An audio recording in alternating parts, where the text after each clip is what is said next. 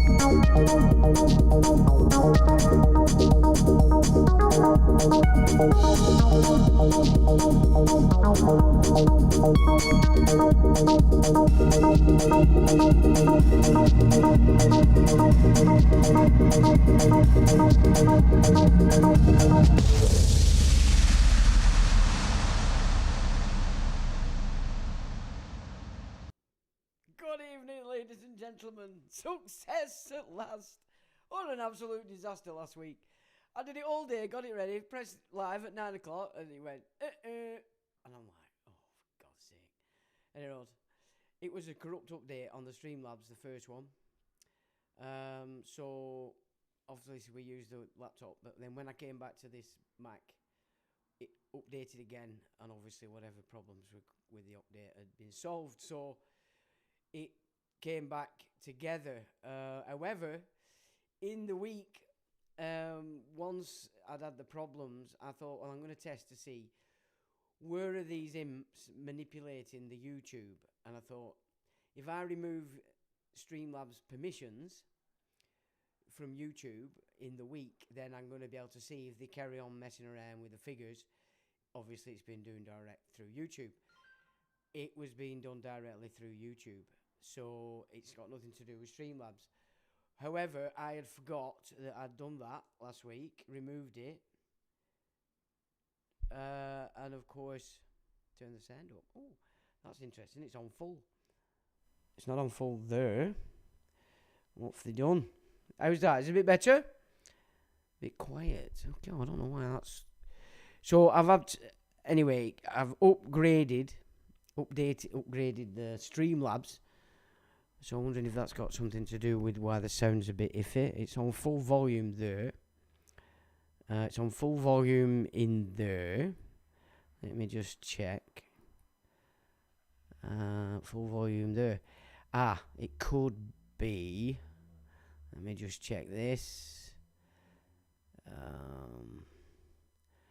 Output. Sound preferences, because we've had this problem back in the day, haven't we? Output. Left and right. Output volume. Is that any better?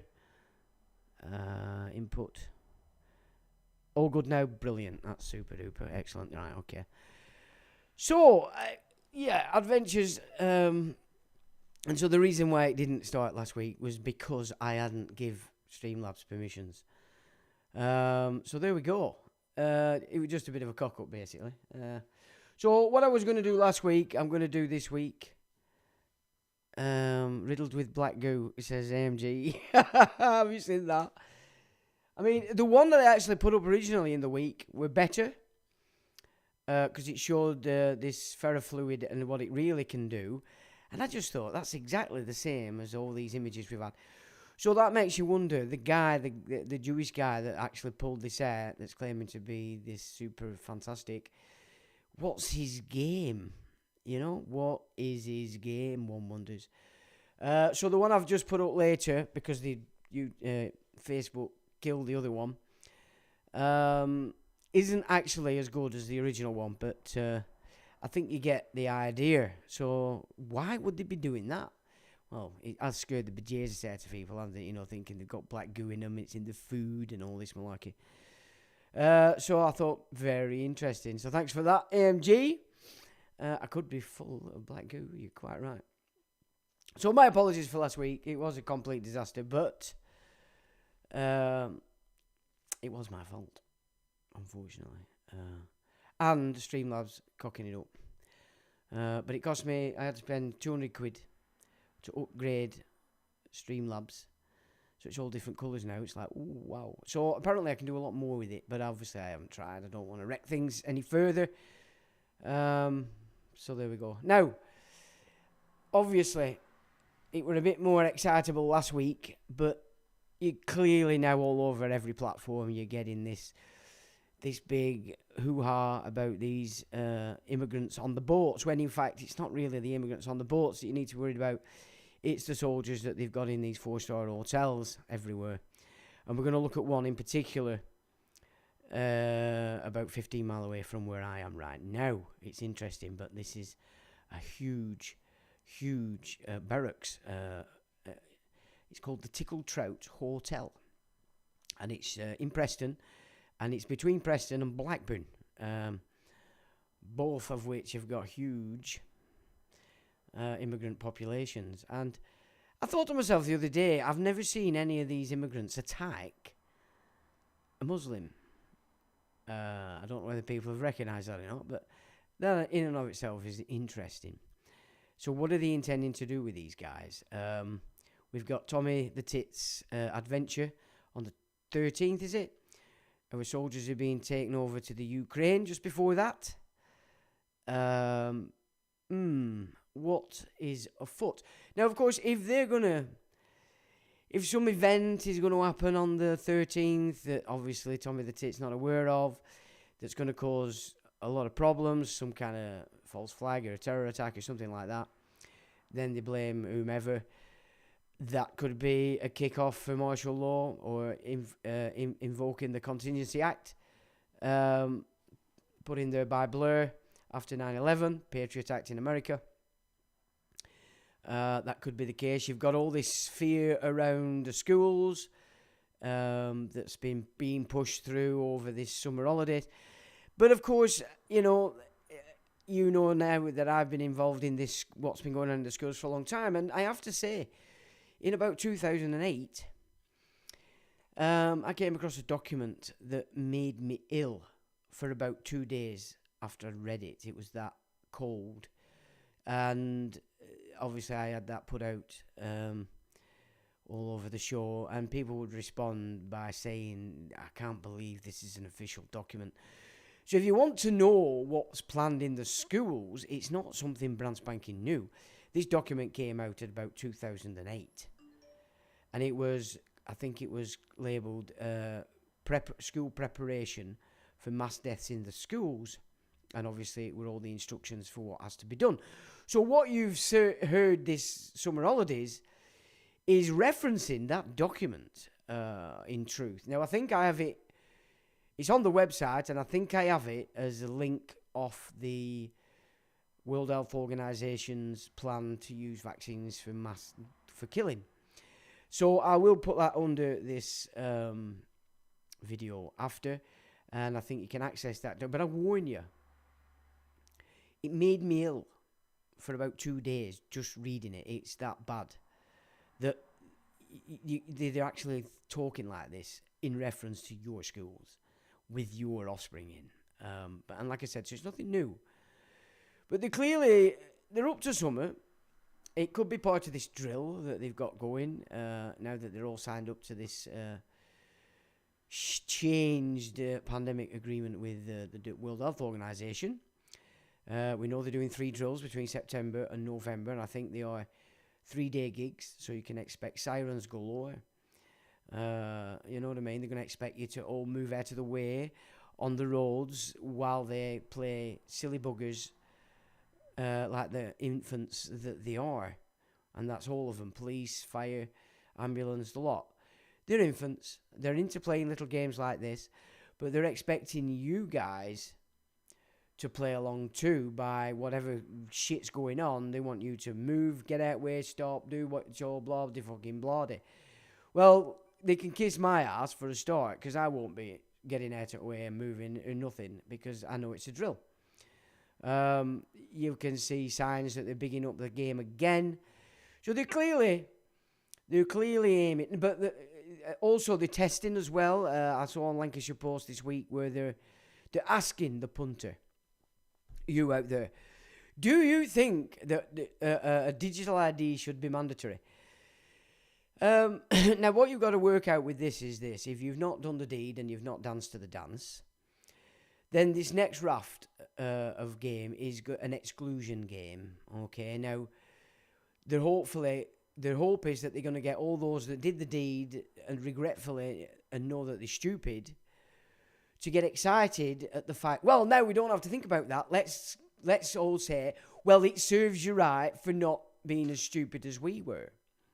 So that's what you can see is going to happen. It's, they're going to start to hopefully push you out of the game, which is what we know the end game is. If you don't have the mark, you can't play out. So you can't buy the poisoned food.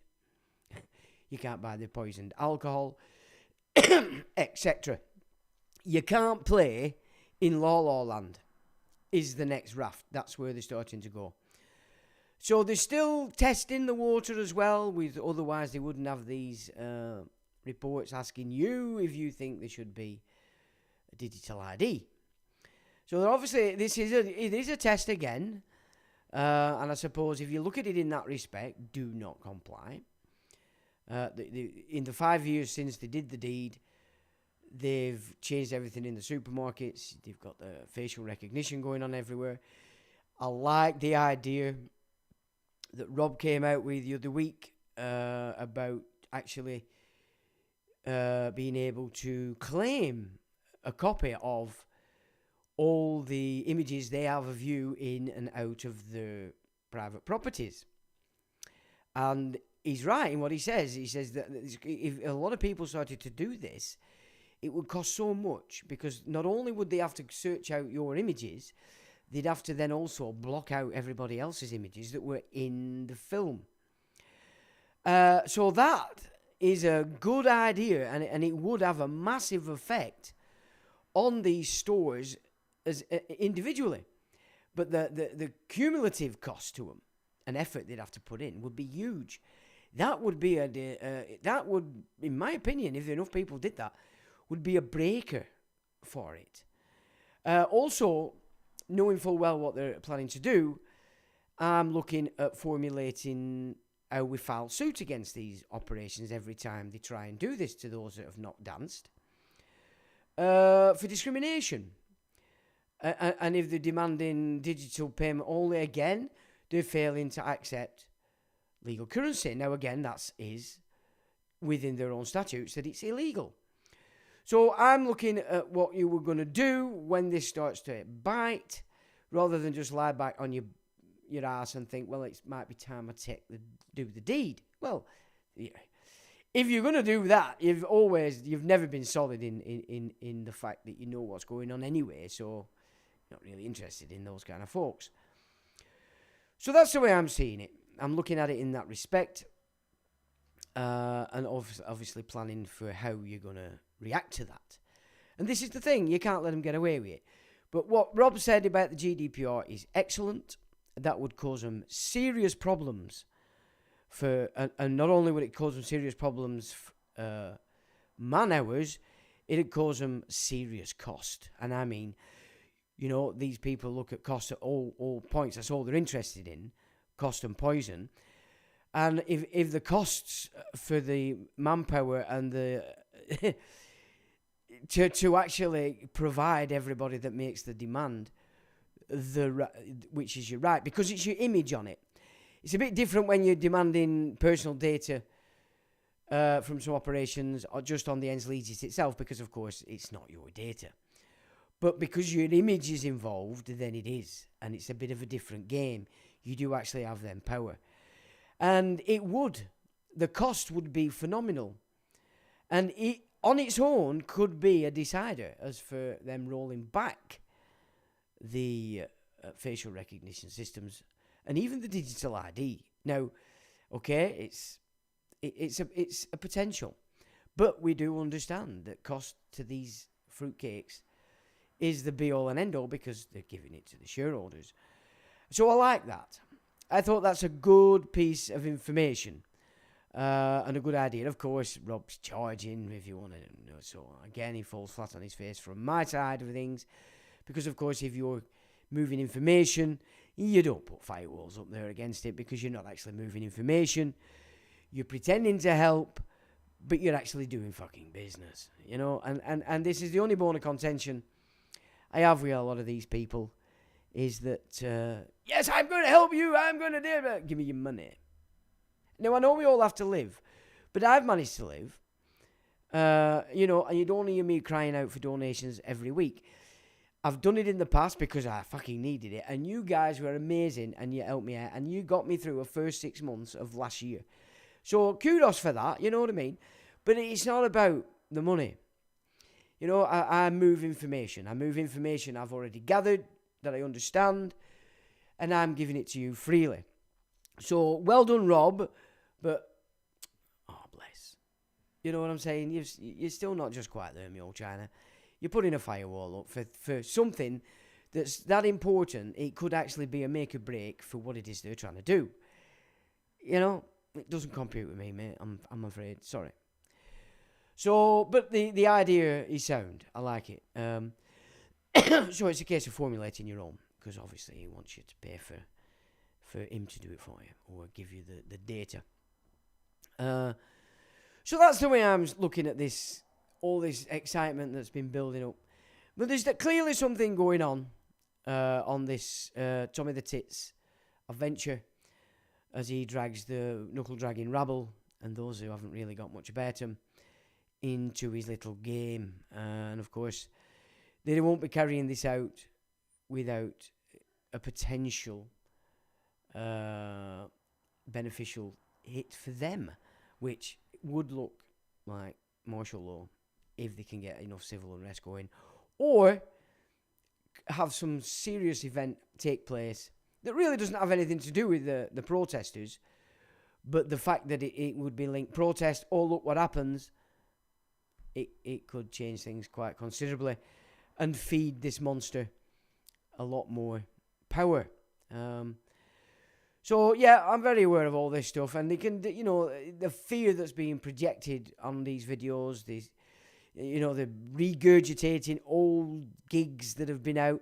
Now, interestingly, there were another seemingly whistleblower on I Own an Hotel, and I've found guns and grenades in boxes. Now, I didn't share it because I thought, well, I've heard this a few years ago. Now, somebody pointed out that it's a different voice. Well, let's not forget CGI and AI are playing in the game now in a much bigger capacity than we'd like to believe. And for me, if it's a different voice, then they've just changed the voice. Maybe just put it up an octave or two to make it sound like a bird. So I'm not convinced that is a fresh whistleblower. Doesn't take anything away from the fact that the original whistleblower, in my opinion, would have been talking sense. However, when you apply a bit of critical thought to that, one would expect something like that to have been blocked at every single level had an hotelier actually found. And he said it's a bed and breakfast and it holds 200 odd people. What bed and fucking breakfast do you know that holds 200 odd people? Bed and breakfast are usually small concerns, you know what I'm saying? So I'm not convinced on that. I think it's just another part of this. Let's get everybody pissed off, angry as fuck, ready to cause trouble where trouble's not really necessary. But yeah, it's good. It's a good thing that at last people are starting to get a little bit cross at the fact that it's clear that the Kalergi plan, and let's have a look at the Kalergi plan, because people forget the United Nations is a Rothschild creation. It's the completion of the failed League of Nations. And previous to the League of Nations, which failed, they tried it in the 1800s, and that was collapsed by the Russian monarch, whom the Rothschilds made clear they would pay back for that. So in the 1800s, they first tried this global governance. That failed. They tried again after the First World War with the League of Nations, and that failed. the United Nations is the success for this global government. But you're looking at the Kalergi plan, which was published in 1922. Richard Kudinov Kalergi, a Jew, and he wrote the plan to mix the races so that the European one would be extinct. And it's the Bankster family Rothschild that adopted this. They didn't adopt it, they actually wrote it, and obviously financed Kalergi to publish it like they do. This is how they work it. And the United Nations is executing the plan. They call it replacement migration. Now, there is a voice against this. You've got Christine, the German girl, I forgot her last name. She's against it all. You've got Viktor Orban, who's one of the few to address this huge deceit by the elite. And together with Iceland, Hungary is the first country to drive Rothschild-controlled banks from the land. And stop with this nonsense thinking that Rothschilds have been kicked out of Russia. It's nonsense. What's actually happening is, as I've said before, the Rothschilds were the trustees for the new system that's been built in the East since the mid-1800s by the Sassoons, the Dangors, and the Kaduris. As Winston Churchill described them, Edward VII's Jewish pets. Okay, so that it's not a new thing. But the empire in and of itself has been moving ever eastward since they started to deindustrialise. So, and it's an exolarch system. Now, we've gone through this. Now, Richard Seffer has just done a video, which I've put up on the Face 8 today, about the Sassoons. He's missing the Kaduris and he's missing the Dangori, because it's David Dangori that is the exolarch. And it was the Dangoris that re-raised the exolarch gig because it went out of fashion, or at least that's what we're told. So you're looking at Russia, you're looking at China, they're amalgamating, you've got the BRICS. What you're seeing there is the Rothschilds are not really required in that gig, because the new gig is this Exolarch Foundation, and it's destroying the old world, or the West, which, as we know, the trustees on behalf of this Talmudic system was the Rothschilds. And people miss this subtlety and then believe that Putin is operating on his own. He's not. You know, the destruction of the Ukraine is a major part of... I forgot the name of the guy that actually advises Putin on this spiritual journey he's on. But Drew, I can't remember. There's no point saying it, but he's his advisor, and it's on his advice that Putin's gone into to Ukraine, because it has to be done, because, of course, it's the original homeland of the Khazars after they came out of Persia. The Sassoons are Persian. They were Baghdad Babylonian Jews, the ones that stayed behind after the captivity of the 600,000 back in the biblical times. And so we have to see it like this. We're being led to believe that the world's divided into two, which it is, but it's still the same bunch of Johnny-come-latelys that are running the show. And of course, we've gone through the Holy See families many times. They themselves claim origin from Persia. Now, I've said this, and I'll say it again, but if you look at the West as it was after taking on sort of the gospel mandate, then they created a civilization. And we saw that in all the architecture that they've been destroying for the last 200 years. It were all over America. You know, they've misrepresented everything in real terms as to what were going on in America, because they've actually been dismantling a lot of what it were, and then made us believe that it were all Native Americans forever, when in fact there were pockets of Native Americans all over the show. But you know, you got to get into Hiawatha, the Five Nations, to really get a grip on when that started to change, which was when the Dutch East India went over, followed by the British East India, and so on and so forth, the French and that on. But it's just all smoke and mirrors. The whole game is smoke and mirrors. And the fact that they've been able to Zionize the Christian is the major, you would say, premise for being able to get this so far. So let's not forget that this Kalergi plan, this mixing of the races, this replacement migration, is a Rothschild creation, and the United Nations, which is another Rothschild creation, is the global governance that's actually moving this. And that being said, then, you know, all this crying, look what Starmer's doing, oh, this disgusting. Starmer's just a puppet. Like Boris was just a puppet, like Cameron was just a puppet, like Thatcher was just a puppet, et al. These people are just puppets for this system. So crying and thinking that let's have a general election immediately and put in that other idiot, Farage, you're in a dream world. You're still depending on the very system that's screwing you over to change the system that's screwing you over. No, the system's going to screw you over, but as long as it can keep you divided and think that if you get this lot in, it'll change. Then the system just keeps coming in. There is no change. There's going to be no change. And so what people need to recognise is that all the governments that are tied in and contracted with the United Nations are operating this agenda. It's the United Nations. So let's get back to the nitty-gritty. The Crown created a trust corporation called the United Kingdom. Okay? It's the United Kingdom as a trust corporation that's contracted with the United Nations, that's contracted with the European Union, that's also contracted with this bunch. Let me just... And this is another thing. Everything's operating on contract.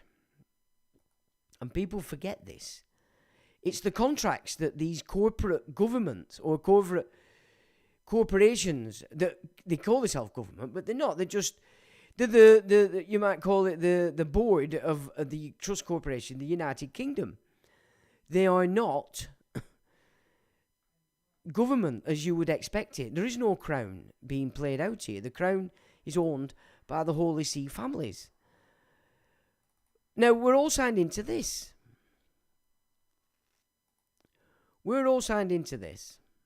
Okay? The North Atlantic Treaty. And it's very clear. Its role. The parties to this treaty reaffirm their faith in the purposes and principles of the Charter of the United Nations. Their desire to live in peace with all peoples and all governments. They are determined to safeguard the freedom, common heritage and civilization of their peoples, founded on the principles of democracy, individual liberty, and the rule of law. Now, well, that's not what's happening, is it, with the Kalergi plan? It's the opposite of that. But NATO is signed into the principles and the Charter of the United Nations. And what's NATO doing? Through NATO, the United Nations decided the British Army needs to go to the Ukraine. Now, as you know, I've been banging on about this for a long time. Conscription of the white male is the fulfillment of this replacement theology. Okay, a breaking up of the family has been another means by which there is enough males who are so fed up with dealing with these young females who are very clear that they don't need a man, in a position where the better option would be to let's go and join the military.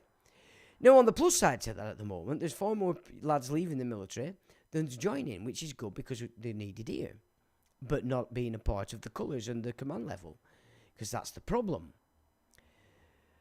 But ultimately, for them to fulfill this replacement theology and give these religions what it is that's doctrinal, which is that Muslims are going to get 200 odd slaves each, and the Jews are going to get 2,500 slaves each, for that to be fulfilled, there has to be no white males there to stop it. Do you get my drift? Now, I've written a tune about it. I've presented it. I've presented all the Sea families again with a tune. It is a real agenda. And it only takes an arsehole like Tommy fucking Robinson, a self-confessed Zionist, up Trump's ass, all the rest of the arseholes, Musk, Alex Jones, all supporting him,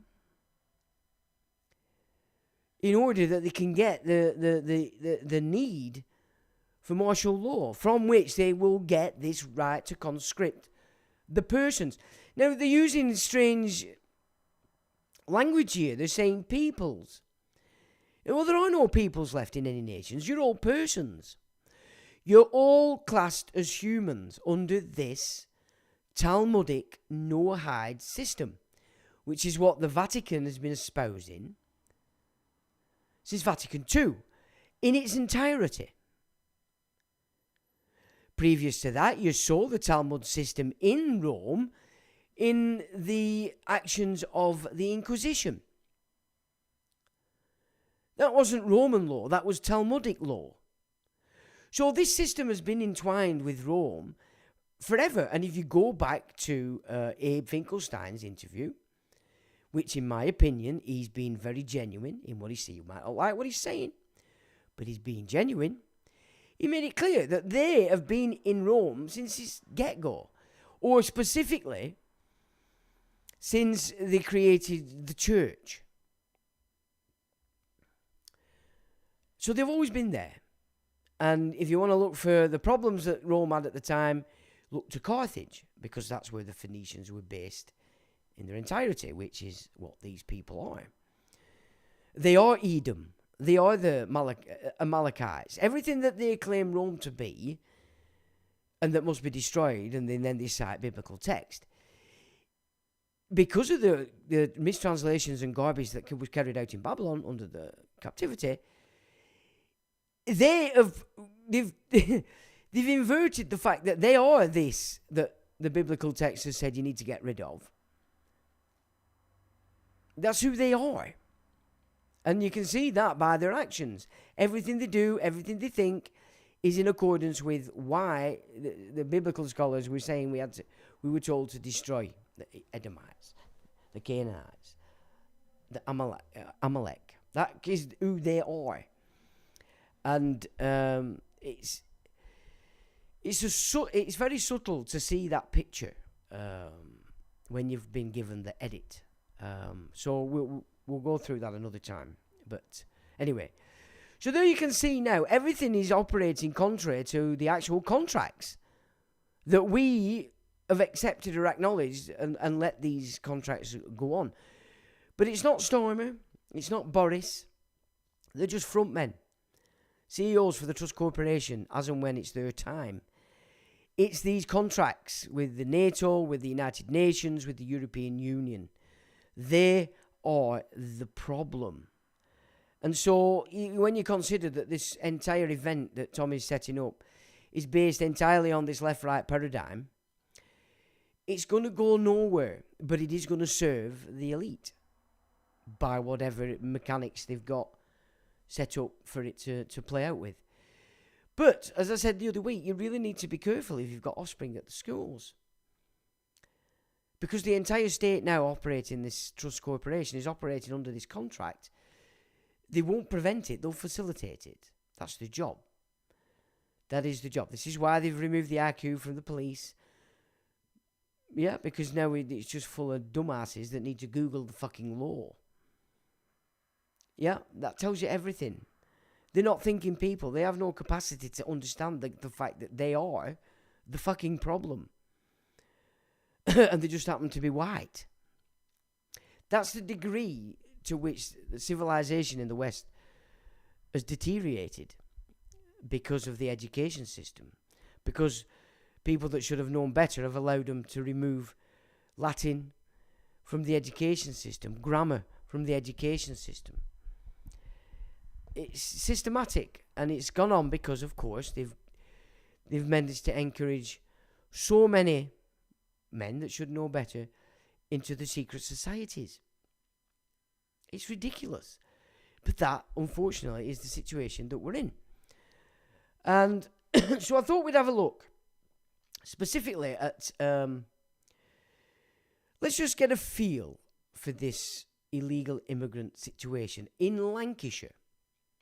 Because the Lancashire Post has presented a little report, and it's government reveals the number of asylum seekers being housed temporarily in all hotels across Lancashire. Okay, so Lancashire is quite a big place. It says data revealing the number of asylum seekers housed temporarily in hotels across Lancashire has been published by the government. A full list of the latest available data showing the number of asylum seekers housed temporarily in hotels across the UK by local authority has been made available. The figures have been published by the Home Office and are for June the 30th, 2025. It comes after the government has been criticised for using hotels like the Metropole in Blackpool as temporary accommodation. This list is ordered alphabetically and reads from left to right. Name of local authority. Number of asylum seekers housed in Lancashire hotels as of June the 30th, 2025. But in brackets, number housed in hotels as of March 2025. With the change from March to June. So Blackburn with Darwin 0. Blackpool 389,000. And from March to June, an extra 171,000. Blackpool. Now, anybody that's savvy with the secret societies, Blackpool was the chief lodge for the whole of Lancashire. Now, that changed some 20 odd years ago and it moved to Rosendale. But Blackpool, that is more men of fighting age than the entire British Army in Blackpool alone. Okay? If they are indeed United Nations soldiers, that's a lot of soldiers, is it not? Burnley 0, Chorley 0, Fylde 0, Hyndburn 0, that's my neck of the woods, Lancaster 0, Pendle 0, Ribble Valley 0, Rosendale 0, South Ribble. Okay, so you've got Ribble Valley, and then you've got South Ribble. Now, South Ribble is Preston. And they have 153. Wait a minute, I'm looking at these figures wrong. Hang on a minute. Right, I've got these figures wrong because I've only pulled this up last thing, actually, as I found it. So it's not 389,000 according to this. However, I've been looking at figures that show we are way above that. So, however, never mind that. Okay. All right. I'm just... That'll teach me to rush things together. Because this wasn't supposed to be part of tonight's live. So I've rushed this together. So my apologies. It doesn't look like it's as heavy as it was. Oh, for God's sake, Sean, you're a complete lunatic. Anyway, that aside... I don't believe them figures. All right? But we'll take back the original nonsense that I've been... Because, of course, that's not what they're saying. Fucking hell. I'm getting worse. I'm getting worse as I get older. Now, the Tickle Trout is the Macdonald Hotel in question. Now, it's a very interesting hotel in that way back in the day when the Duke of Westminster took over the estate of the deceased Earl of Derby, or the Stanleys, the adjoining estate is held by Owen Oyston. Now, you'll probably all remember him. He used to run Blackpool Football Club. He had a lot of trouble. He was a sort of an estate agent in his day. That's where he made his money. Now, I once had a Christmas gig here when I worked at John Lang's, and lo and behold, Owen Oyston was there with his bodyguards. That's where he's plaid. That's where he used to go. Now, he was actually set up in this hotel by this organisation or society that I picked out, based in Longridge, coming under Sir Peter Blaker, a very powerful guy, operating for the Crown. A lot of titles after his name. And this, again, was tied to the Duke of Westminster. So the Tickle Trout has always been an important sort of base for wealthy people in Lancashire. I'll give you an aerial view of it. Where did that go? That's not what it was supposed to be. It was supposed to be an aerial view. So we have another here. So that's basically it. So use your River Ribble on your left. You've got a roundabout there. Now, to the bottom, that road carries on up to Preston. And then going forward, that takes you to my neck of the woods. So you can see the hills at the back. That's where you're heading towards where I live. So that's the Tickle Trout. It's quite a big hotel. And it's closed to the public. Now, our hotels in the north of England. So this is Macdonald's Hotels and Resorts. And they say they've got 4-star hotels in England. And they are one at Craxton Wood, Hill Valley, Killy Court, Linden Hall, New Blossoms and Port Hall. And they've omitted Tickle Trout because, of course, it's no longer open to the public because it's housing. And flea bags. So, Macdonald's Hotels Limited. 43 offices, 34 resignations. And you've got Stephanie Rose McFarlane, James Dickie Davidson, Stuart Davis, Robert Fraser, Hugh Gillies, Ian Gillies, Donald McDonald. Now, he's the chief for Rooney. He owns it. Or actually, it might be the wrong one because I don't think he doesn't use the term John. Marjorie McDonald, Jared Smith, Robert Fraser. Yeah, okay, so they resigned. Now, if you look at persons with significant control, the Monument McDonald Partnership, okay, which of course is a person, Cardrona, Dykedale, Dunblane, Scotland. Now, Dunblane is a massive centre for intelligence.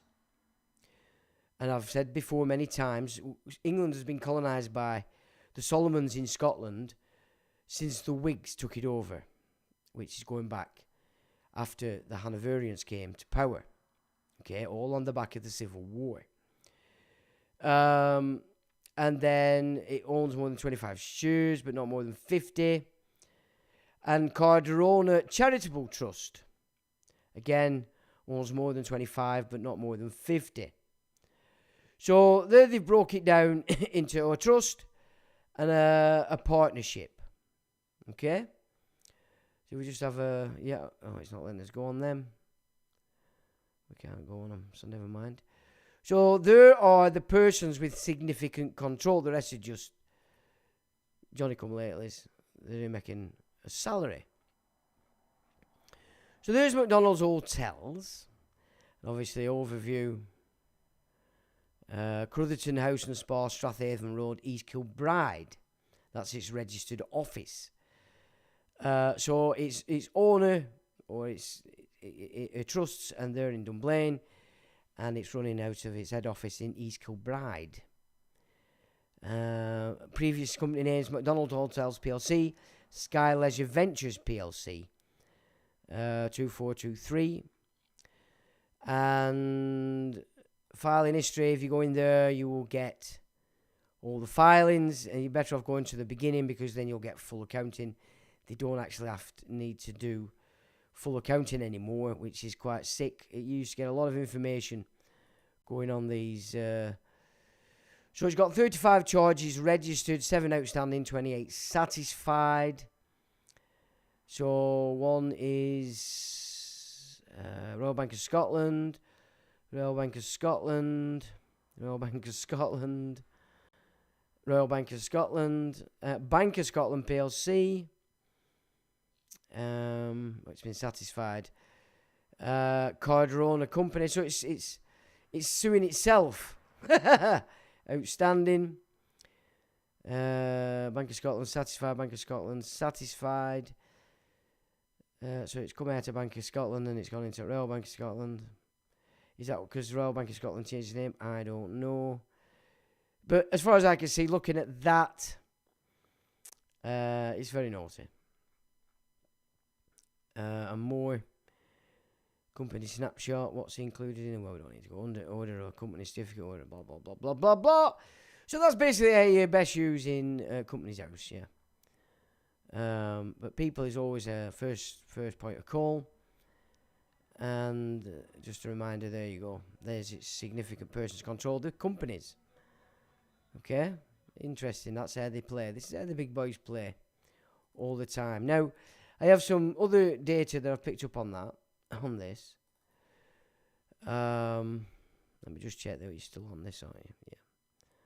That's working okay.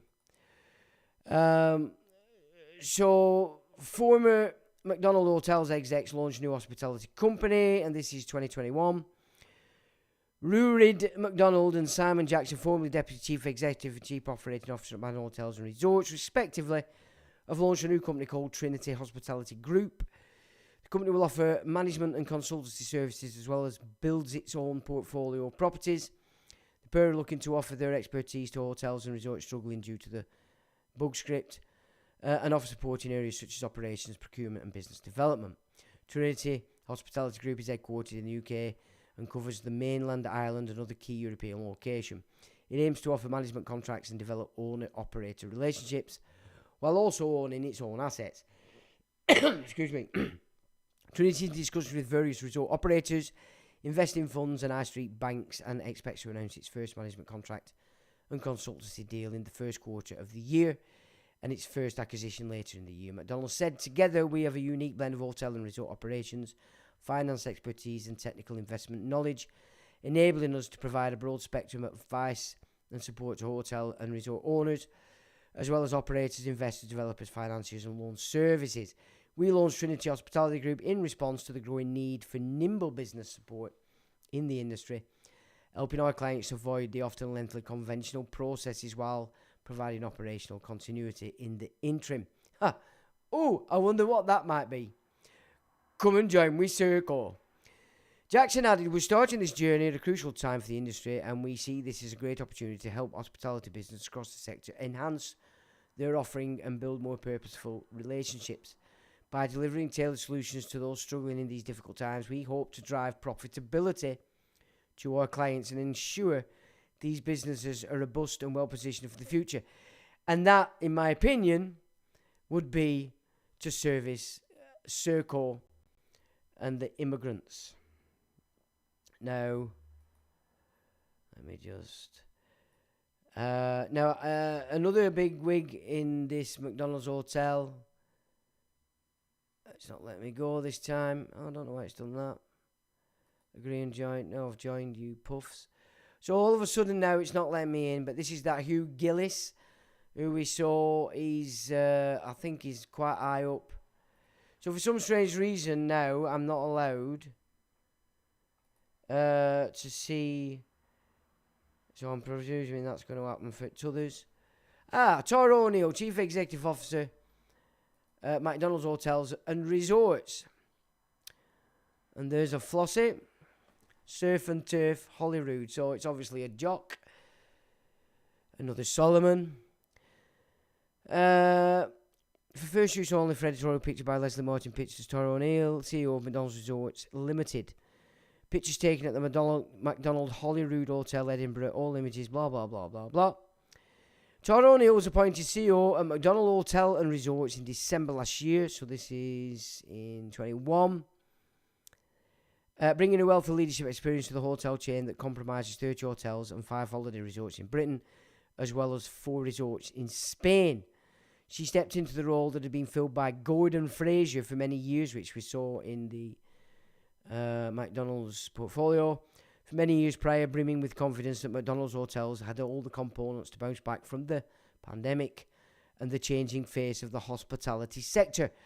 No stranger to adversity, she previously served on the board for Jamie Oliver Group, as well as stints with KPMG and Luminar Leisure PLC, and joined McDonald from her position of CEO at Avoca, one of Ireland's top retail and hospitality brands. Her appointment was pivotal one and came at an important time for the group ahead of the hospitality sector reopening. O'Neill has the ambition and strategic experience to help Macdonald Hotels to build upon its solid foundations and take the portfolio to the next level. And we know what that is. So that's a Flossie, and it's wed. It's got somewhat strange around its neck, and I wouldn't touch it with a barge pole. Anyway, that's my opinion, and I'm allowed to say it. What's next? Stephen Boxhall. Oh, they're not letting us in. Oh, they've let us in, but they want me to come in. So he's managing director at Macdonald's Hotel and Resorts, London. He doesn't want you to see his ugly mug. And the other guy didn't either when I got into it earlier. Activity. Gillian Black Business Development at Macdonald's Hotels. Is liked by Stephen Boxhall. Get your 2018 McDonald Moments passport today, and that's been liked by him. The UK's largest independent hotel group, Macdonald's Hotel. So it's the UK's largest. And he liked that as well. My managing director. We've got to join to fill his full profile. Okay, well, there's another. And he's hiding. He's hiding. He's Stephen Boxhall. Doesn't want you to see his ugly mug. What's this? Oh, Macdonald's Hotels Management Limited. This is another branch of this gig. 35 officers, 32 resignations, and there we have Robert Fraser. Again, we saw him in that. And Hugh Gillies, who he wouldn't let us look at, and he doesn't have his picture up either, because he's hiding as well. Gerard Smith, James Busby, resigned. So these lot have resigned. Okay, so these guys have all buggered off. Okay, well, we don't need to go through that now. Let's have a look at persons with significant control of Macdonald Hotels management. Well, there we go. Macdonald's Hotel Investments Limited. Crutherland House and Spa, Strathaven Road, East Kilbride. Private limited company, and its governing law is Scots law. Okay? Incorporated in Scotland. Ownership of shares, 75% or more. Ownership of voting rights, 75% or more. And it's got the right to appoint or remove directors. Now, ceased in this gig is HSDL Nominees Limited, Trinity Road, Halifax, United Kingdom. Which is no longer, but that had the 75% share and power in this gig. Interesting. Overview. Previous company names, Kern Management and MHL Management. Previous names. Okie dokie. And still at the same address. Charges. Is it naughty? 24 charges registered. 4 outstanding. Royal Bank of Scotland, outstanding. Royal Bank of Scotland, outstanding. Royal Bank of Scotland, outstanding. And Royal Bank of Scotland, outstanding. Oh, look, Bank of Scotland PLC is all satisfied. So, same gig.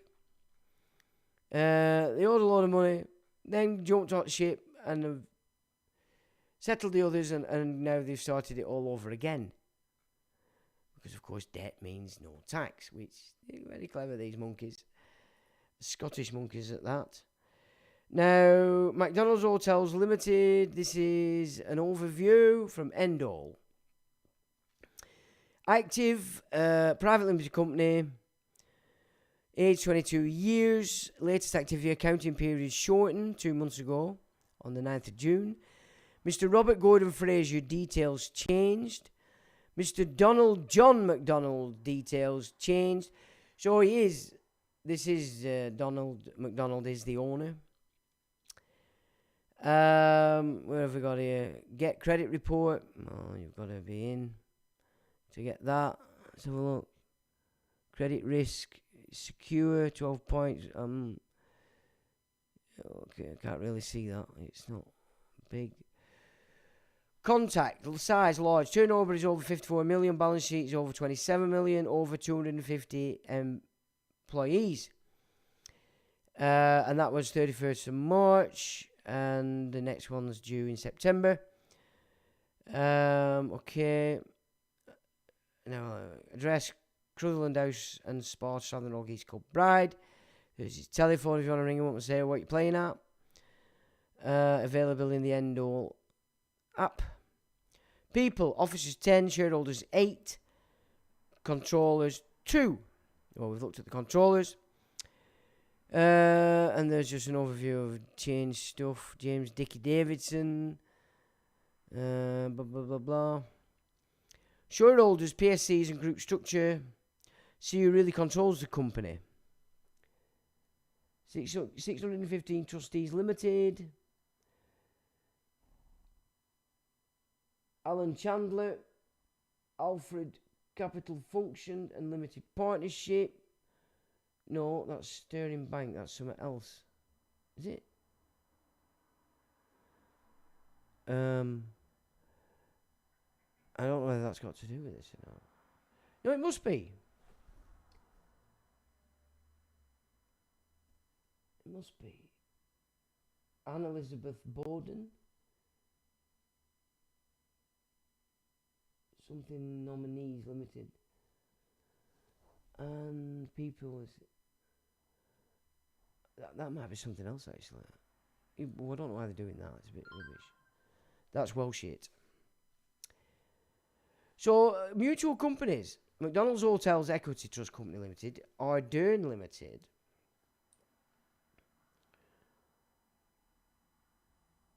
Yeah, Scots law specifically, not UK law. Yeah, very well spotted. Hill Valley Hotel and Golf Country Club. That's Hugh Gillies. Portal Hotel Golf and Country Club. MDH 123 Limited. Macdonald's Hotels Investments Limited. Leisure Resorts Management Limited. Thainstone House Hotel Limited. See all mutual companies. Businesses nationwide use Endo. No, we're not playing out with that. Sorry. Financials. Net total assets. Cash in bank 23.35 million. My word. It's a lot of cash. So it's big. It's big and it's run by very few people. That Hugh Gillies is big. Robert Gordon Fraser is big. They seem to be involved in everything. All these gigs. And they're active. So, okay. So that's an overview of Macdonald's Hotels Limited, even though there are more gigs on that. What's next? I've done that one. And what's this? So if you want to contact them to call them names and tell them that they're bad, there it is. mcdonaldshotels.co.uk. Contact us and we'll hide because we don't want you to see our pictures and all that malarkey. What's it say? Copyright McDonald Hotels and Resorts. Copy power website. Okay, no, I've had enough of that. So my apologies for getting the figures completely and utterly up my bottom, but never mind. Let me go here now because this is the next gig we're going to look at. Because I know you like to get into this. Now I just need to double check that I need to alter this because I had to alter it for that. Now I've heard different figures that are in that Tickle Trout Hotel. So I am going to have to do a tad more investigation just to work out whether them figures are correct or they're fibbing. They're bloody fibbing, is I have to say. Hang on. Just bring that in and just bring that in so that's now ready. Right, so Tickle Trout, Preston, okay, Scottish, Solomons, Scottish Rite, no hide bastards. Can you see where it's all going, this? You know, it's got nothing to do with England. This is Solomons having taken over Scotland through the Bruce and David I and then shit all over England. While England has took the blame for centuries. Hidden in the fact that it's called British. UK. And I've noticed Tommy the Tits, it's no longer England, it's British. UK at will. He just changes it. Honestly. I mean, people so gullible. I know you're cross and angry folks out there, but it doesn't mean you have to act like dicks and fall foul of an agenda by them Solomons that have been running Scotland for a long time. We're not talking about Scottish people.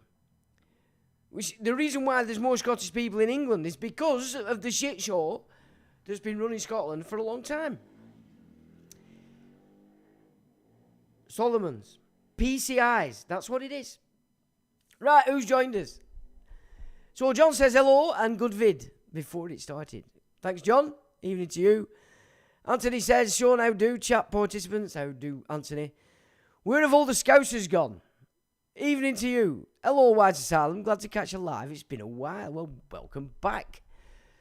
Can someone give details of the September gig, please, on the conference?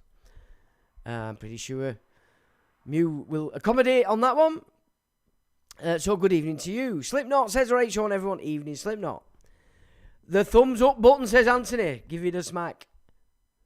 Thanks, Anthony. John says, the wavy hand. Mark says, evening, Sean and all. Evening, Mark. Good to speak with you this afternoon. Paul says, good evening, Sean and fellow mates. Evening, Paul. Anthony Slipknot, 1618.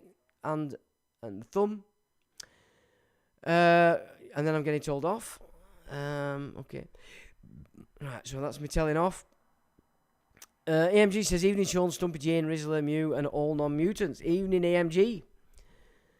Mew says, okay, so I'm now getting praised for altering the volume. All good now, you're great.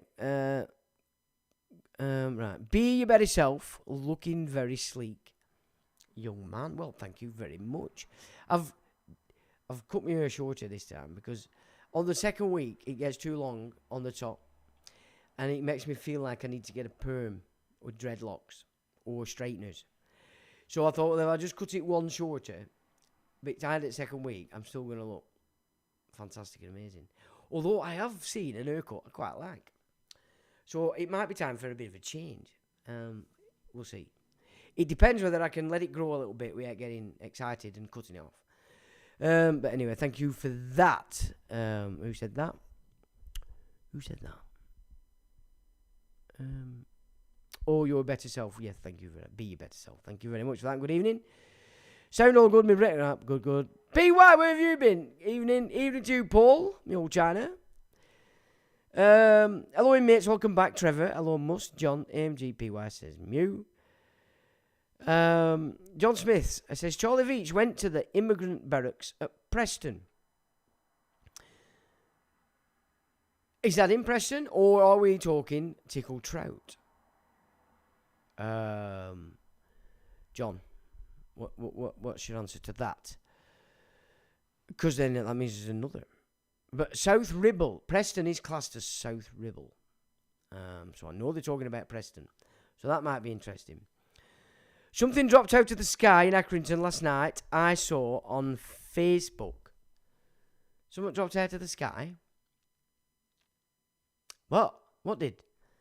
I don't know about that. What you have to tell me on that? You can't just leave us hanging there, mate. What happened? There was a guy running around with an axe, thinking he was a Viking yesterday, on one of the streets in Aki. So I don't know whether he jumped off the roof, and maybe that's what fell out of the sky. I don't know. John says, good vid. Again, thanks, John. AMG says, Charlie Veach is an absolute scumbag. Oh, all right then. Why? Well, what's up with you? I know he's playing it up, but it's what people want, innit? You know what I'm saying? But yeah. Charlie Veach originally was a good geezer because he come out with a guy and they called themselves the Love Police. And honestly, it was amazing what they did, and it was like a right nice break in all the anger that were going on in London with the We Are Change stuff. Anyway. So, AMG says Charlie Veach is a scumbag. Alright, AMG. Benefact says, hi Sean, your shares are securely held as far as I know, and the credits will be applied to them. The Berkshire. Well. No, that's code. John says, ye Charles Veach is insufferable. Okay. Well, I don't really watch him, but originally when they came out, they were good. And then I think one of them got threatened and all sorts of stuff, and they left. So, you might be right, Charles. I don't know. Jane says, evening, Sean. Evening, David, Riz, Chatters and Lurkers. Evening, Jane. Sean says Treen. Evening, Treen. Woof woof says Mew. Right, we're over there. Let's have a look. Mention the K plan. Normies, and you get more response from a wardrobe. Vote deform. Yeah. Well, yeah, that's true. Well said, John. I'm familiar with Hungary. It's going the same way as UK. The plan is for everywhere, man. You're not going to get away from this stuff. They're going to do it in the West first, then it spreads to all others. Because you've got to understand what their PCIs are after. A world to the self. And Trump's the biggest fucking player. I mean, what Trump's doing in America is disgraceful. Because they've got you fixed to left and right. Just go, oh, what the left did. Well, we all fucking know what the left did, but let's look at what you're doing, Donald. You know better. Where we go? You want to get to the railway station at Huddersfield, then I'll pick you up, save you a few. Bob says Mew. I think Sean's going to pick me up from Accrington as yep. Rothschild-controlled organisation, absolutely. Due to the F-up, it was going to end up a 6-hour train. Okay.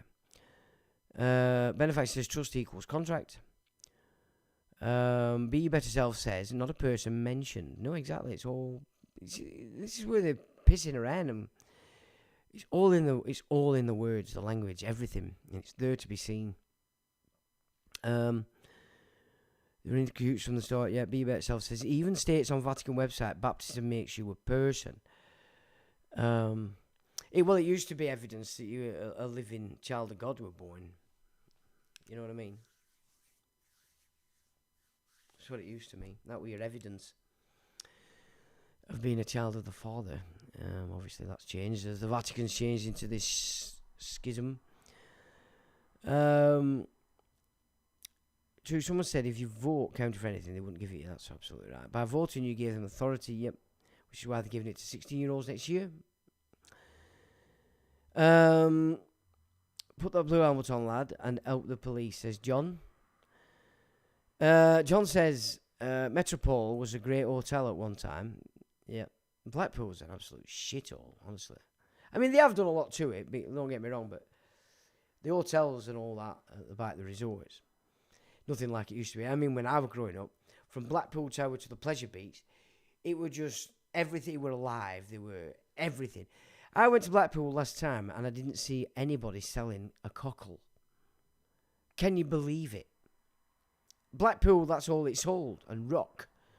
And mussels. And not a single. And you go on the front now and it's dead. There's nothing going on. The odd pub.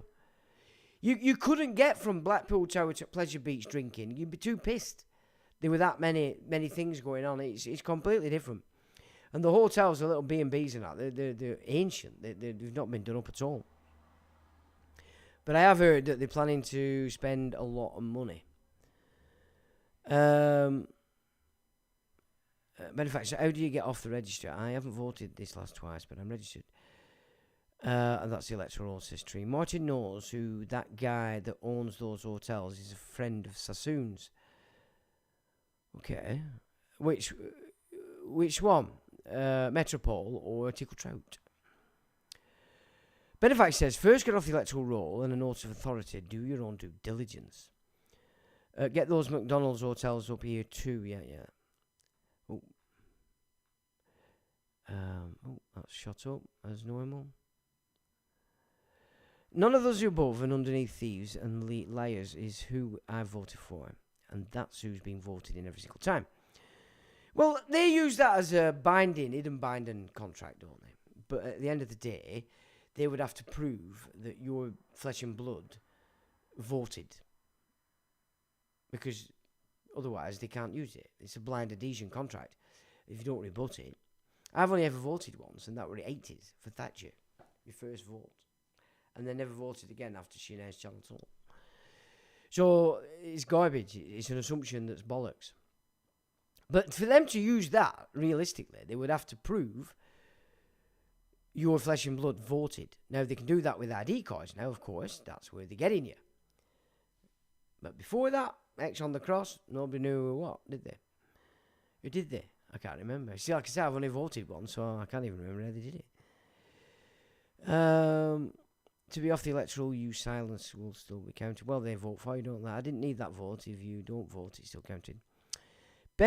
Be better yourself. Operations well positioned. Key words. Yeah. That's why notice of authority is important, not rebutted, is acknowledged by acquiescence. You have to rebut everything. I mean, that's what we did in that court case. Nothing that came forward did we ignore. Nothing. Then you're playing chess. You know, they make a move, you make a move. They make a move, you make a move. They win some, you win some. It's like that. Until it goes to its conclusion. But they're always operating on the assumption that you haven't claimed the security. The underwriting security. Which is what reversion is. It's just reclaiming that. Which I can say, I said to you the other week that week 33 was the most enlightening week of the year. It really was. And it's just improved and expanded exponentially since. And I can say to you now, I now understand fully the concept of what's to be done. There's just a few little ins and outs that just need to be fully grasped. But it's actually, well, I say it's not a difficult thing to do. The mechanic of doing it isn't difficult. However, if you don't understand what you're doing, it would be a complete and utter waste of time. And because you don't understand it, you would never, ever, ever, ever understand it to do it. But simplicity is what it is. It's quite a simple trick that's been played. So I'm very happy at the moment because all these years of study, I can see now why.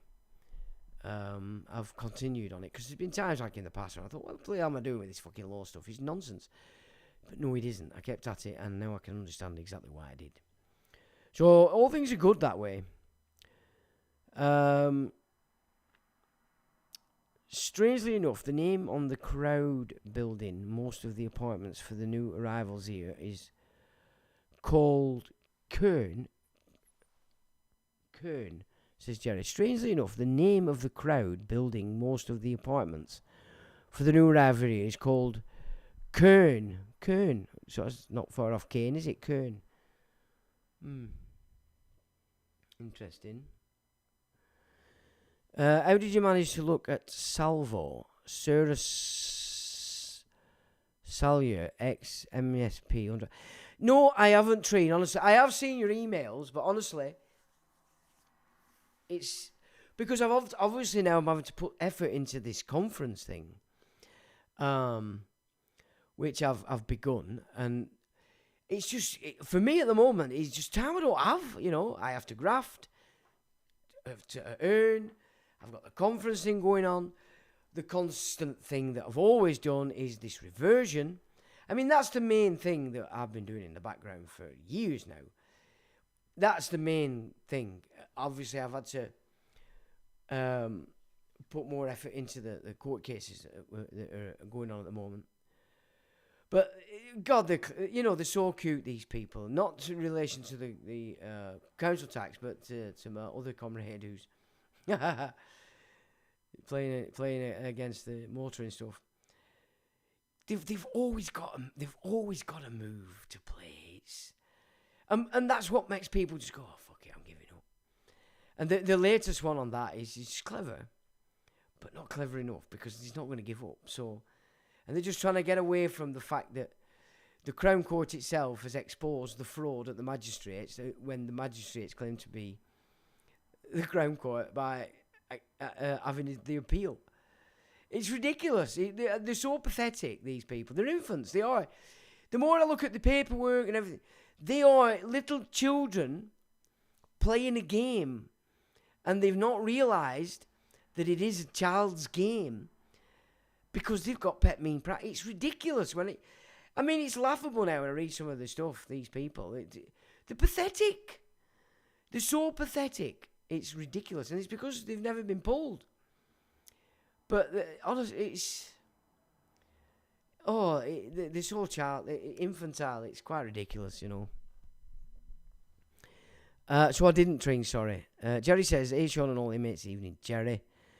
So Benefax says he's going to bring something to the meeting. I mean, this is going to be an interesting meeting for people. I mean, okay, so I'm going to do a presentation, and so is somebody else. But that's not what this conference is about for me. This conference is about meeting of minds of good people that have followed my madness because they know it's not madness. And, you know, it's going to be a good time for people to meet. Because, you know, you're all talking to each other, which is great. I'm on a camera, gobbing off. But to actually meet up, it's a different game completely. You know each other then. You're the real. And this is what this conference is about. It's about... Because I know it doesn't matter. It's not about figures or numbers. It's about them that come are going to benefit from that. Because we're all going to have a good chin wag. There's all sorts going on. And it should be a good adventure, I'd say. So where are we? Be about yourself. Interesting you mentioned Solomon as the Apocrypha was added to the KGB oath with Charlie in 2023. Wisdom of Solomon mentions the no deep rooting from using the bastard slips, chapter verse 3. Thanks for that, be about yourself, because I've pointed out many times in these live streams and shown you that the Templars there were two lots of Templars. And people forget why the Crusades happened. The Crusades happened because the fucking Persians had invaded, or the Muslims, something like 28 nations. They had to be stopped. That's why the Crusades began. But the Knights Templars, while they were all Christian in Europe, in the majority, forget Normandy, that's a different kettle of fish. Normandy's a different game, but French were Catholic and Protestant. England were Protestant. You know, they were Christian Templars, but this Normandy shit bunch, they're PCIs, and obviously during these crusades, it was probably the Solomons that gained the knowledge, the booty, the treasures, and then ended up basing themselves in Scotland after they were purged. There's a reason why they were purged. And the Christians in England were Christian, the Templars, which is why they built the Temple Church in London in adoration of Mary, the Mother of Jesus, whereby Scottish Templarism and Scottish Rite Freemasonry is all about Solomon. And people don't realise what actually happened after the Civil War here, and through the Stuarts, who were Scottish. England were colonised by the Scottish Templars, which was the Solomons. And the Hanoverians were a sort of a diversion off that, because we saw them as Germanic, when in fact, no, this was that same bunch of twats on our throne. William of Orange. You know, same gig like King Cyrus. He were invited in, a soldier, invited in to take over king, like King Cyrus were invited into Babylon, to take over Babylon, to get rid of the Medes' influence in Babylon. They use the same structure and strategy all the time. It's quite ridiculous. Where are we? Tickle trout sauce, says John. So it was tickle trout. All right. Well, fair enough. I might have to seek that out. Been witnessing a lot of shock helicopters daily going north, then south daily. Really? Chinooks, she's saying. Okay. Well, that's that's our finest. Usually they're the Chinook boys, because we don't have that many. So SAS are busy. Well, they'll be training up there, won't they? More than anything, I would think. Chinook, says Paul. Yep. Hi, Paul, that's it. Moo says Pennine Manor Hotel Conference. So it's Pennine Manor Hotel on Saturday the 20th of September. But if you want to stay over and come on the Friday, we can all have a good chinwag on the Friday in the bar, because it's a huge bar. So you can either come on the Friday night if you want to chill. You can stay at the hotel. It's book, but pay cash when you get there. Okay? They like cash, which is good. And we've told you we'll get a discount. So that's the 19th if you're staying over. And then we'll do the gig on the Saturday. Now, while we're on that, now he's put up the link, hcpbooking.com. But there's a telephone number, isn't there, Mew, to go direct to book. Which, for cash, is better because we're paying on the day. So, can you put the telephone number up, please, Mew? So they've got the telephone number. Now, does anybody that's coming have the capacity to video this properly? Because I actually don't have that gig. I thought I might be able to bring the other Mac up and do it, but it's probably not going to be the best. But if anybody out there that's thinking of coming that has that capability of recording it proper, that would be fucking good. Because obviously, I'm going to talk about some interesting stuff. The other speaker's going to talk about some interesting stuff that probably wouldn't be allowed on the usual platforms. But I can always put it on my website. So it might be interesting. So anybody that can do that, get in contact. Where are we? Pennine Manor, yeah, that's it. Paul. I am one. I recorded amazing footage from the sky above me. It turned out, claimed it was from the AC/DC concert, but I'm not convinced. Well, also over here in Aki, you get a lot of the lasers that are going on in Blackpool, because I think they've put the lights on now. So there's a lot of laser shit going down at Blackpool around this time, as they've got the illuminations on. So, right. So, okay, Solvamist gives it the pink hand out evening. Good morning, Solvamist, to you. Okay, look forward to it. Okay. Apparently, Sean, it was a piece of space junk satellite bracket on Orientry. Well, I see a lot of satellites, or whether the drones are not going over a lot. Right, so, okay. As in Kern again, says Jerry. Macdonald Hotel you mentioned, Kern Holding, or something like that. Solvamist, nationwide marches yesterday in Australia protesting against mass immigration. I think you've just took in 124. Is it, how many thousand have you took in from Afghanistan? They're putting these Afghan warlords everywhere. And these are people you don't want in your trick. I know a lot about that because they took over Bradford about 2003-04 when George Galloway were running Bradford and covering this up. And they killed all the existing Muslim drug dealers so they could open up the new network direct from Afghanistan. So these Afghans are not what you think they are. I'll tell you that now. And the Muslims have had problems with them. The homegrown Muslims here have had major problems with these Afghans. Even if they've come in as neighbours, and they're not necessarily tied to the drugs thing. They've been horrible bastards. So, it's everywhere. Thanks, Solvamist. Get in touch with Sean to get my email and reply will follow for the legislation. Okay, yeah, you can do that.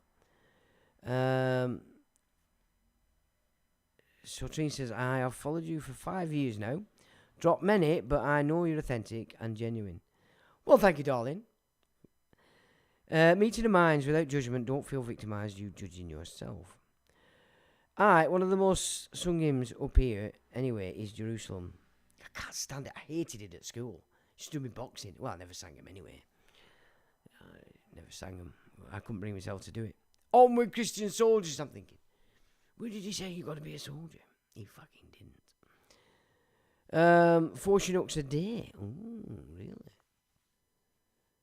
Well, they might be American because I don't think we have 4. In a line. Hotel number. Right, the hotel number is 0148 490 5398. I'll give that again. It's 0148 490 5398. Now, I book straight there, but you pay on the day. So, but at least you get a book. You've got your room sorted.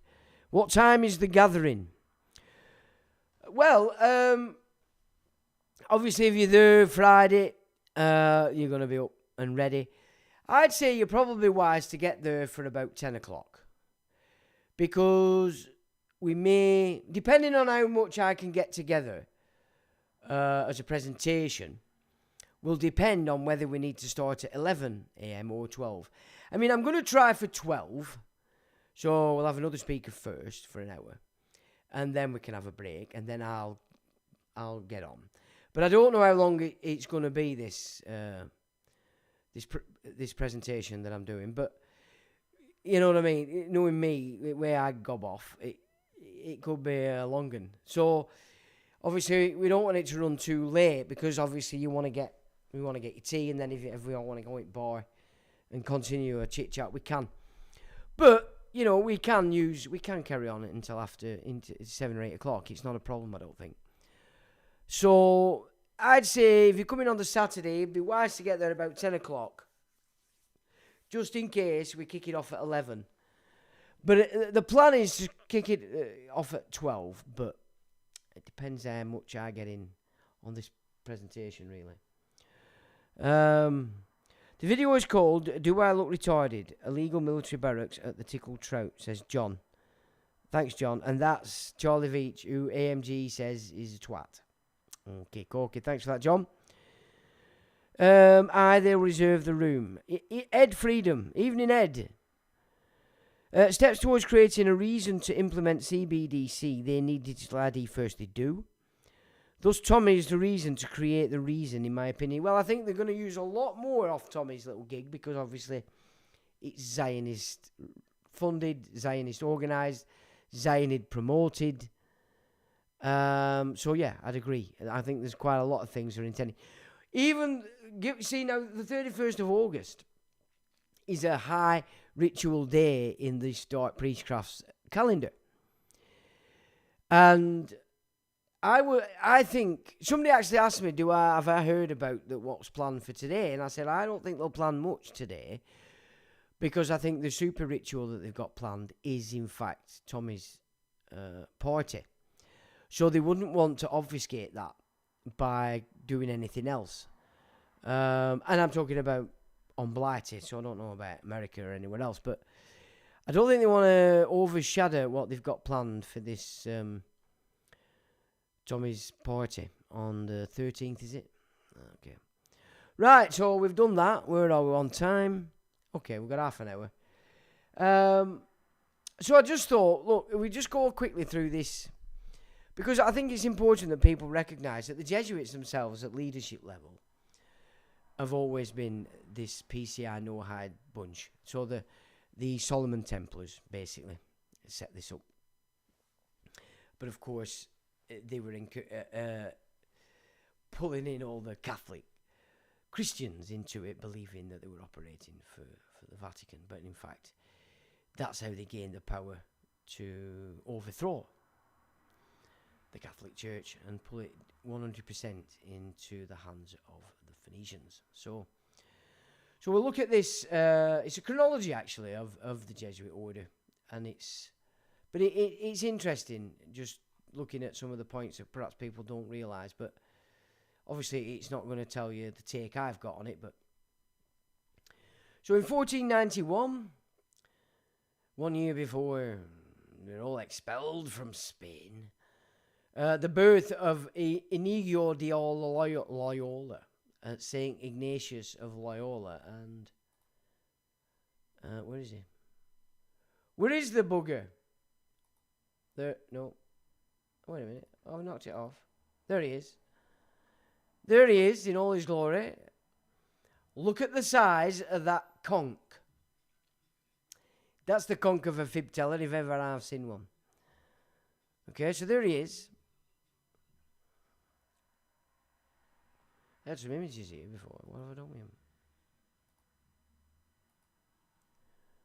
Oh, right, yeah, and again, sorry, I've missed these off on this. The judge that overturned Epping Asylum Hotel is ruling a Labour supporter, and again, look at the size of that conch. Clearly a fibber, and what's them two gold boys on him? The Tickle Trout was closed to the public in June after Macdonald's Hotel Group agreed to contract with the Ministry of Defence to provide accommodation for Afghans who supported us in the war. Macdonald is the executive chairman of Macdonald Hotels and Resorts. He established the group in 1990 and has expanded it to become UK's largest privately owned hotel chain. And there it is. That's a PCI if ever I've seen one. Okay? Look at it. Look at that. There he is again. And I think that's his son.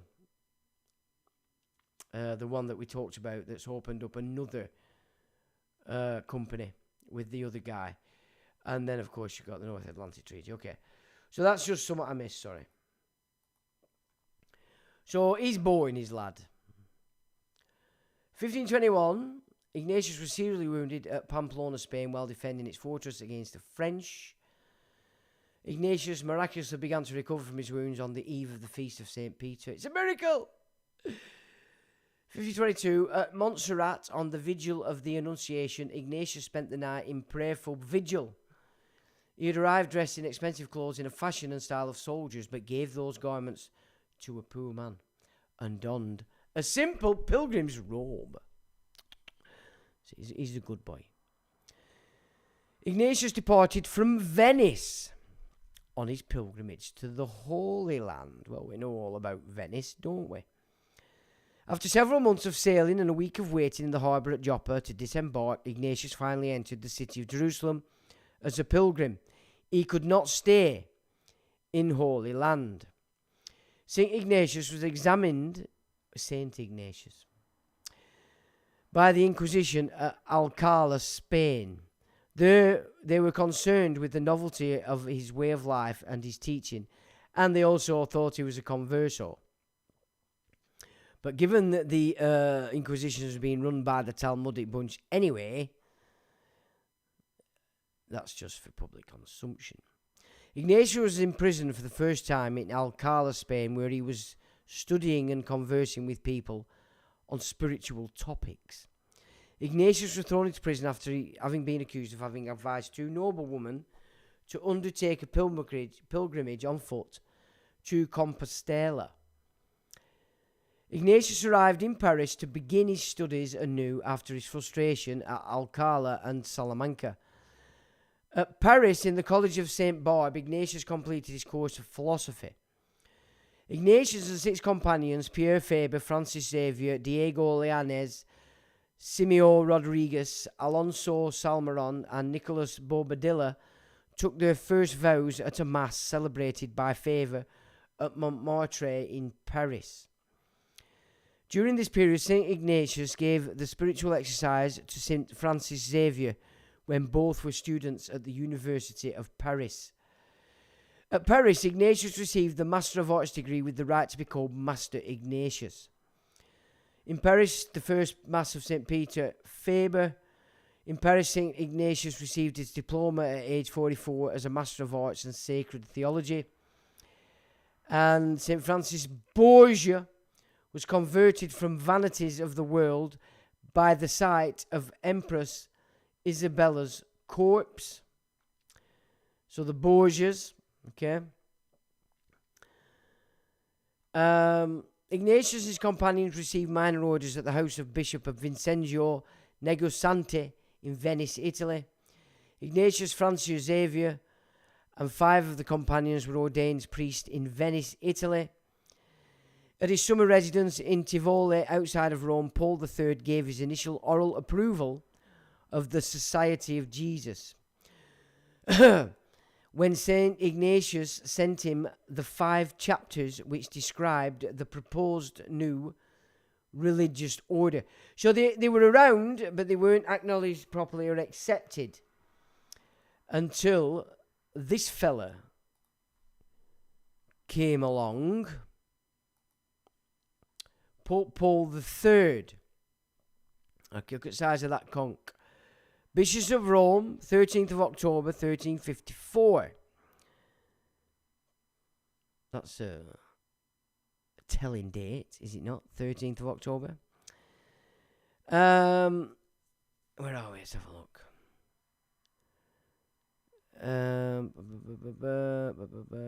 Born Alessandro Farnese, 29th of February 1468 at Canino, Lazio, in the Papal States. Okay.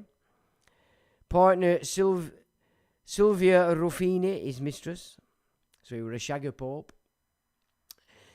Children: Pierluigi II Farnese, Paolo Farnese, Ranuzio Farnese, Costanza Farnese, and Lucrezia Farnese. And there's his signature and there's his coat of arms. Okay. His Holiness, he was called Your Holiness, Holy Father, and posthumous style, none. Okay, so he was a Farnese.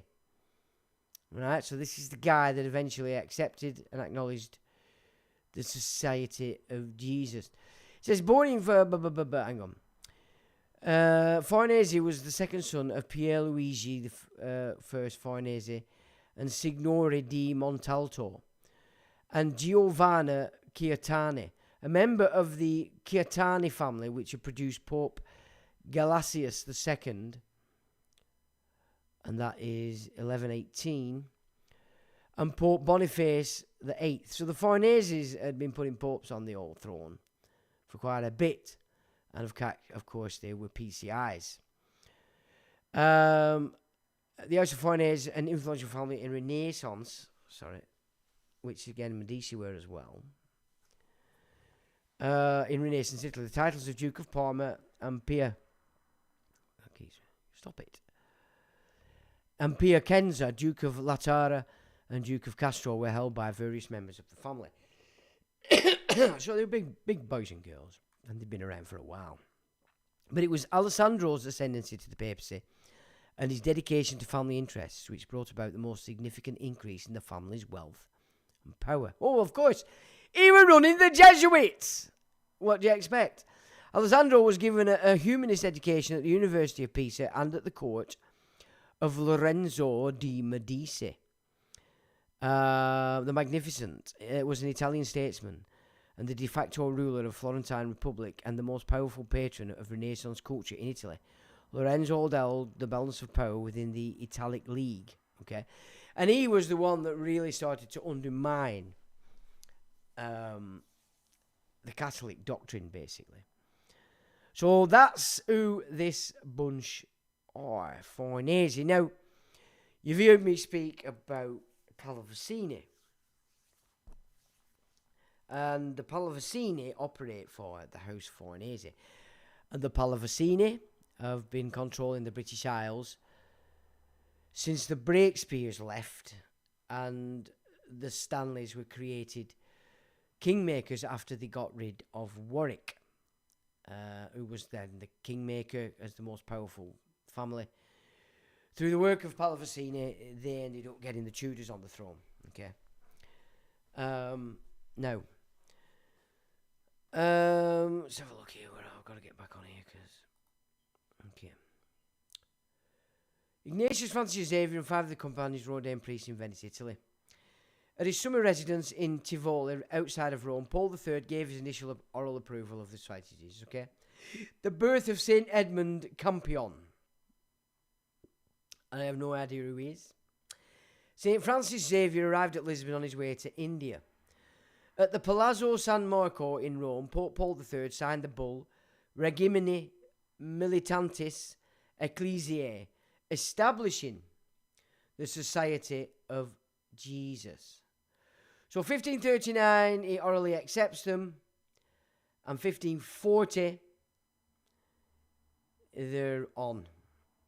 And they're obviously working for the House Farnese, okay?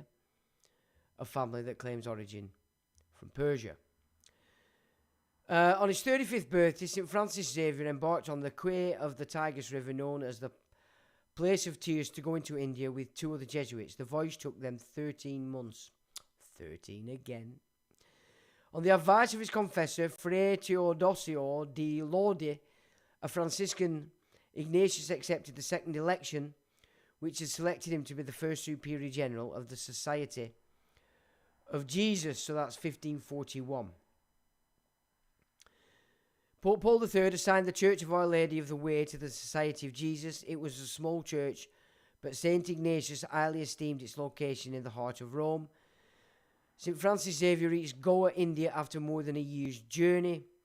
At Rome, St. Ignatius and his companions took possession of the house of St. Maria della Strada, the first professed house of the society. Geronimo di Nadal, whom St. Ignatius had known as a student at Paris, entered the society. Later, Nadal was instrumental in getting Ignatius to narrate his autobiography.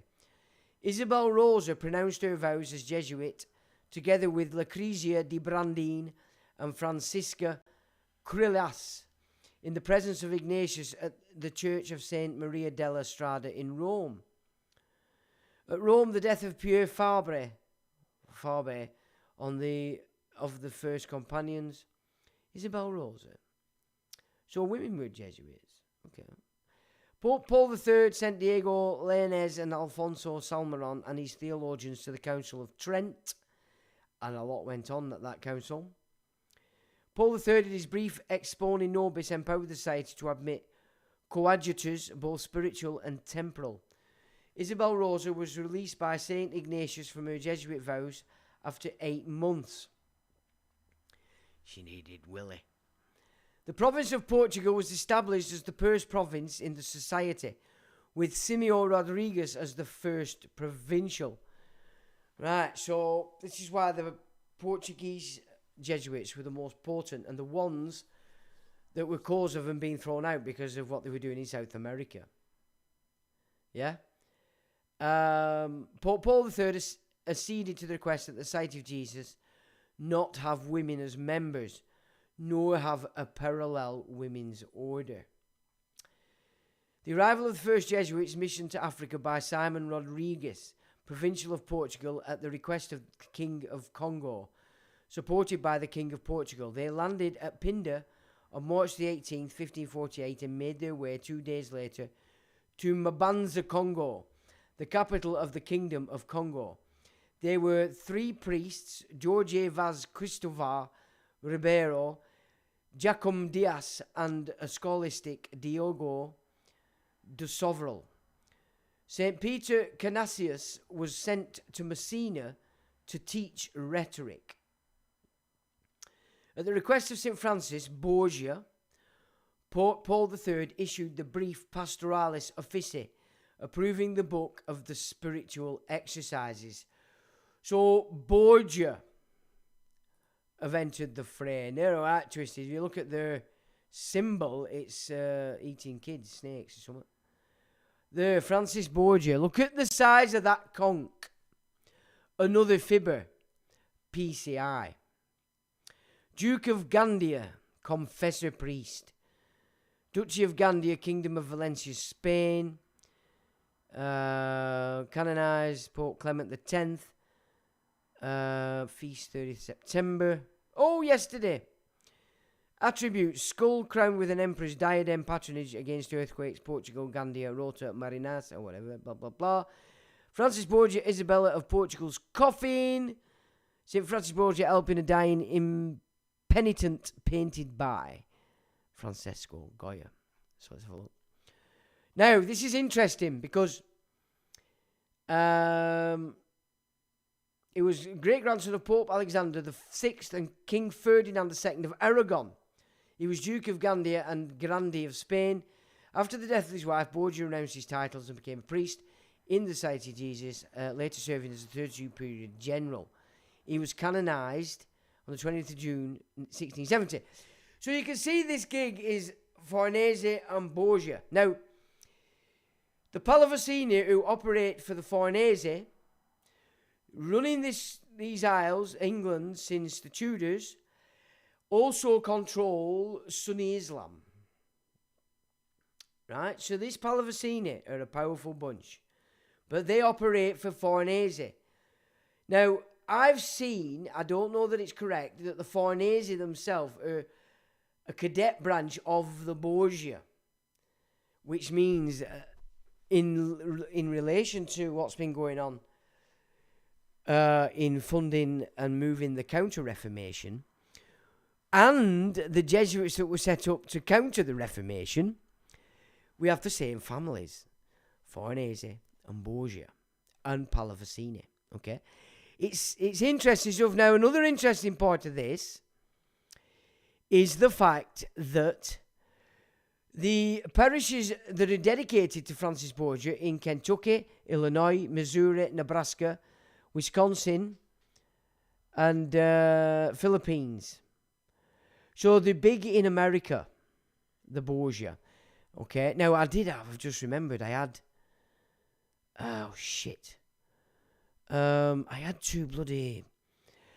two pieces together of the Borgia and the Farnese showing you the control of the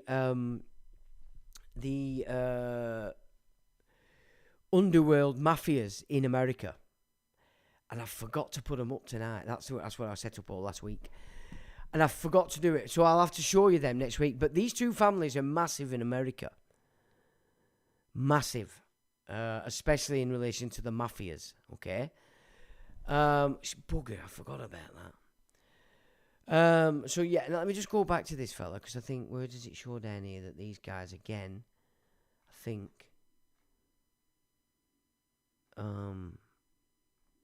No.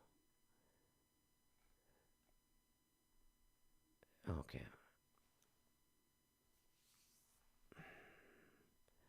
So look, the character of Pope Paul III, played by Peter O'Toole in the series The Tudor, is loosely inspired by... Okay, never mind that. I thought this one showed us that they're big in America as well on this page. Anyway, never mind that. Right, where are we?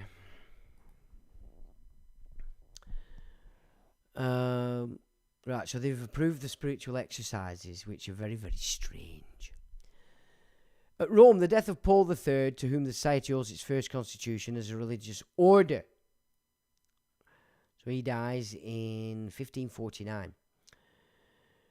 St. Francis Xavier was appointed provincial of the newly elected Indian province. Newly erected. Through this bull, Exposit Debitum, Pope Julius III again confirmed the institute of the society. Excuse me.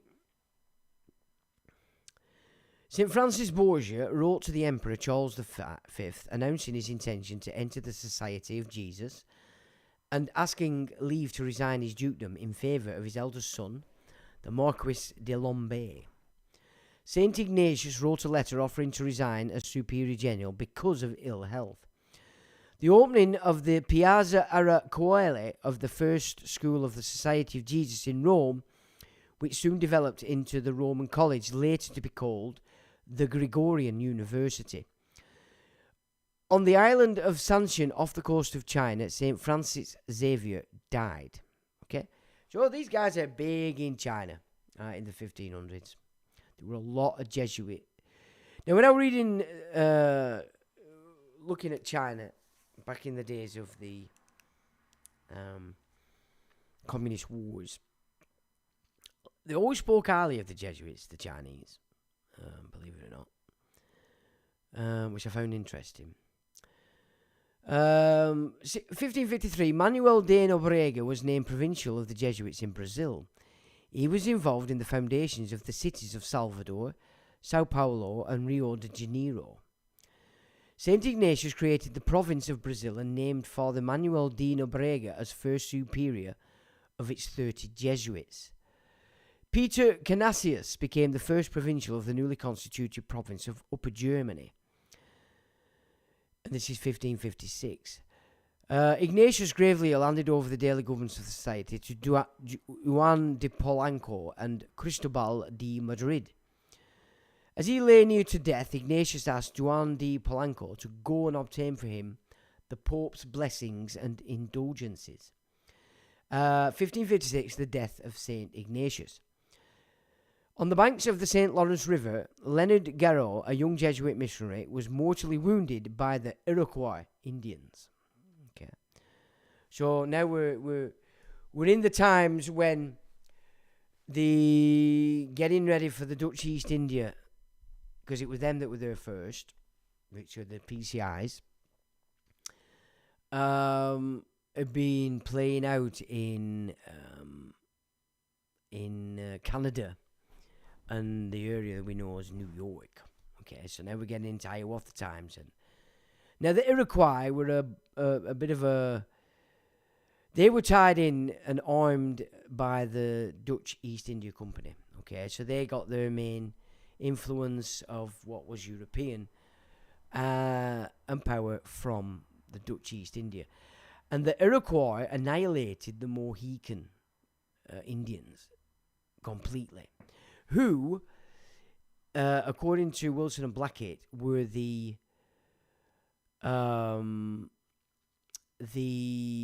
tribes that were set up off the back of King Arthur, one of the King Arthurs from here that went over there. So that in and of itself is interesting. So the Iroquois killed the Mohicans, wiped them out, and also killed a Jesuit. How's that? Interesting. Andrew Ovidio, recently consecrated Bishop of the Patriarch of Ethiopia, set sail from Goa for his new see.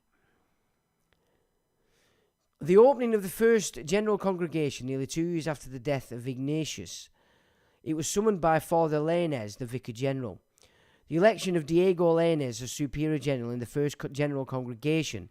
He had been Vicar General since the death of Ignatius in 1556. Jesuits began to keep quiet in obedience to an order from Paul IV, later rescinded by his successor.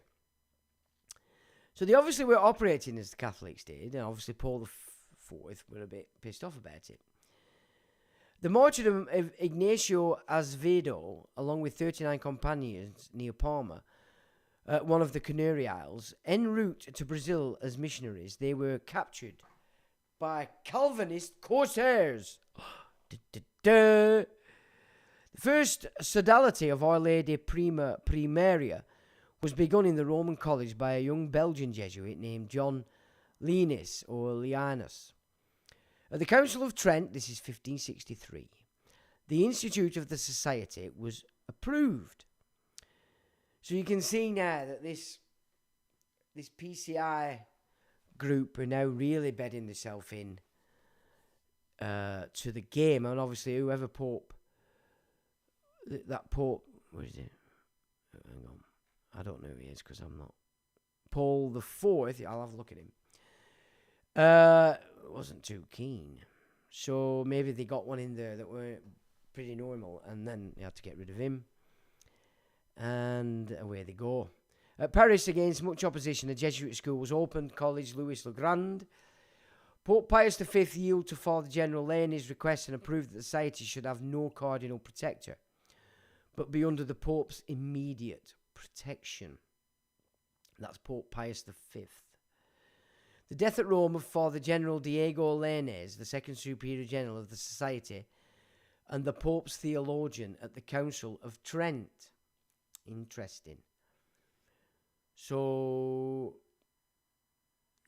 the second Superior General of the Society was the one telling Pope what crack were. Interesting. The second General Congregation convened representing 3,500 members in 18 provinces. The congregation elected Francis Borgia Superior General and approved 120 decrees before its closure on September the 3rd.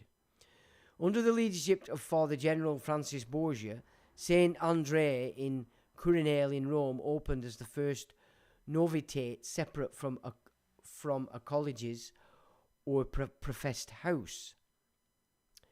The death of Pedro Martinez, the first Jesuit to enter the continental United States. He was killed by natives on the island of Tatacuran, Florida. So they were down there, oh, Iroquois. Interesting. Saints, no, that's Canada, isn't it? Okay, so they were killed by natives at Florida, okay. Saint Stanislaus Kostka arrived in Rome and was admitted into the society by St. Francis Borgia. Barely 35 years after the society was founded, the first Jesuits to enter what is now Colombia disembarked at Cartagena on their way to Peru, sent by St. Francis Borgia at the request of King Philip II.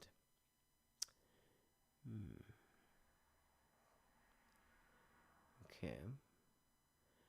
At Rome, the entrance of the Blessed Rudolfo Acquaviva, aged 17, into the Novitate of San Andrea, where Saint Stanislaus was then a novice.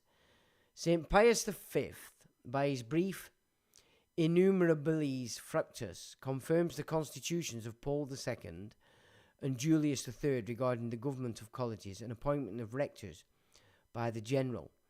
Edmund Campion, convinced of the errors of the new religion, abandoned the University of Oxford and all his brilliant prospects.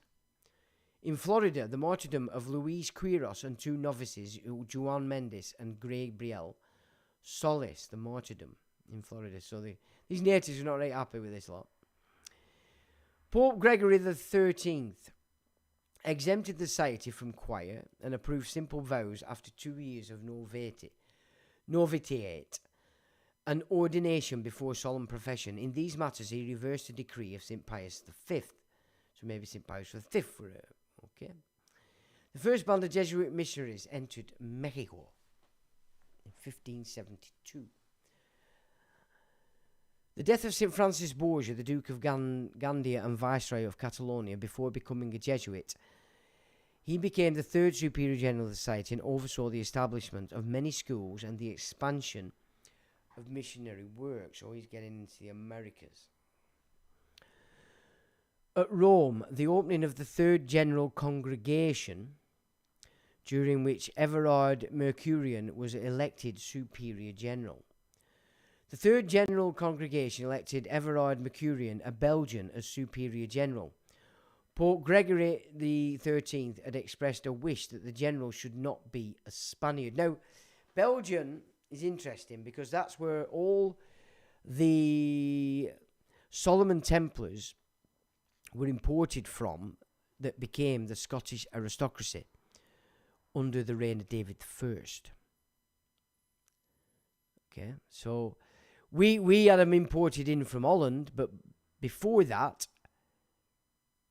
they were in Belgium, which I don't think was actually called Belgium back then, but I'd have to double check that. So that's interesting as well. So, interesting. And it shouldn't be a Spaniard. Oh, well, I wonder why.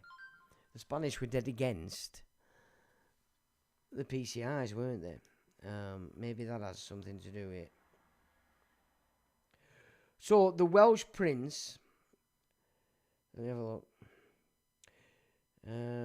We're talking about... Is this the Welsh prince you meant? Madoc ab Owain Gwynedd, also spelled Madog, was, according to folklore, a Welsh prince who sailed to the Americas in 1170, over 300 years before Christopher Columbus.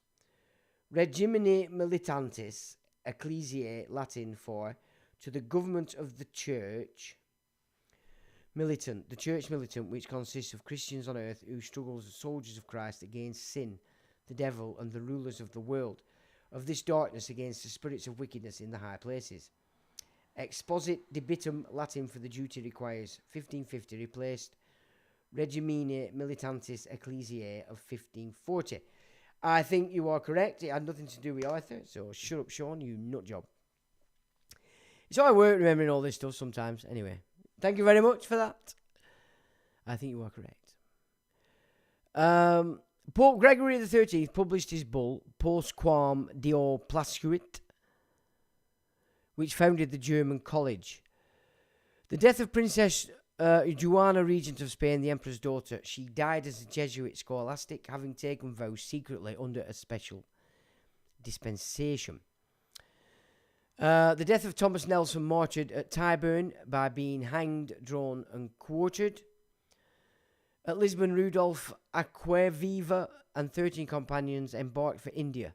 Among the companions were Matthew Ricky and Michael Ruggieri. The death of Clare Island of David Wolfe, pioneer Jesuit of the Irish Mission, after 5 years imprisonment.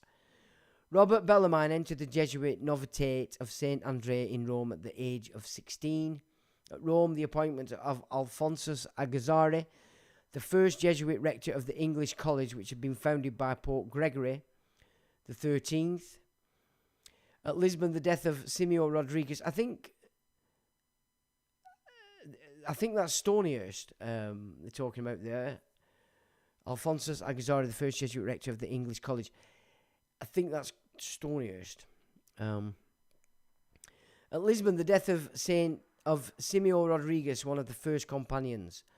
Queen Elizabeth I issued a statute forbidding Jesuits all entrance into England. At the close of the Fourth General Congregation, Pope Gregory XIII received the new General Claude Acquaviva promised to provide a foundation fund for the Roman College. St. Edmund Campion was arrested in England. Anthony Posavino was received with extraordinary honours by Basilaus, the Tsar of Russia. At Tyburn in London, St. Edmund Campion and Anglican Bryant were martyred. At Tyburn, the martyrdom of Thomas Cottam with 3 other priests. Now, we've got to remember, in 1500s, this is when the Tudors have been put on the throne and Henry VIII is playing his gig.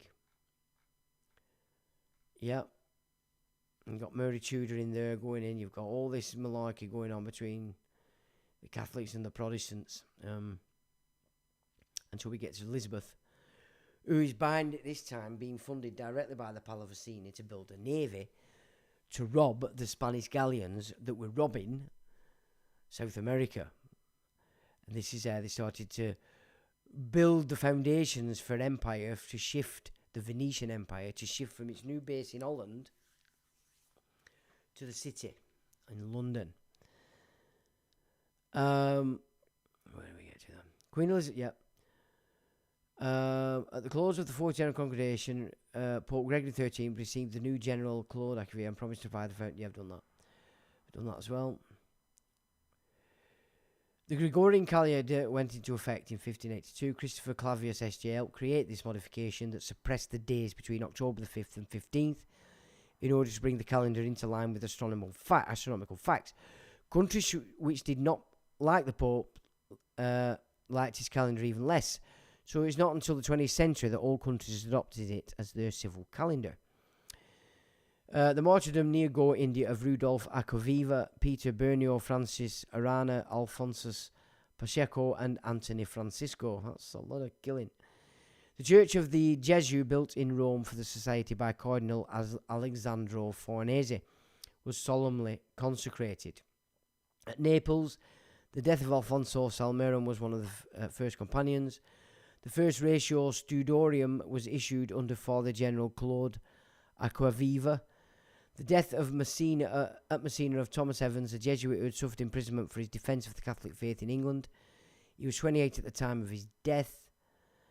The death of Nicholas Bobadilla, the last survivor of the original companions who founded the Society of Jesus. The Fifth General Congregation was the first where there was no election of a new general. It was convoked to solve problems between Pope Pius Sixtus V and King Philip II of Spain and the General Claudio Acquaviva.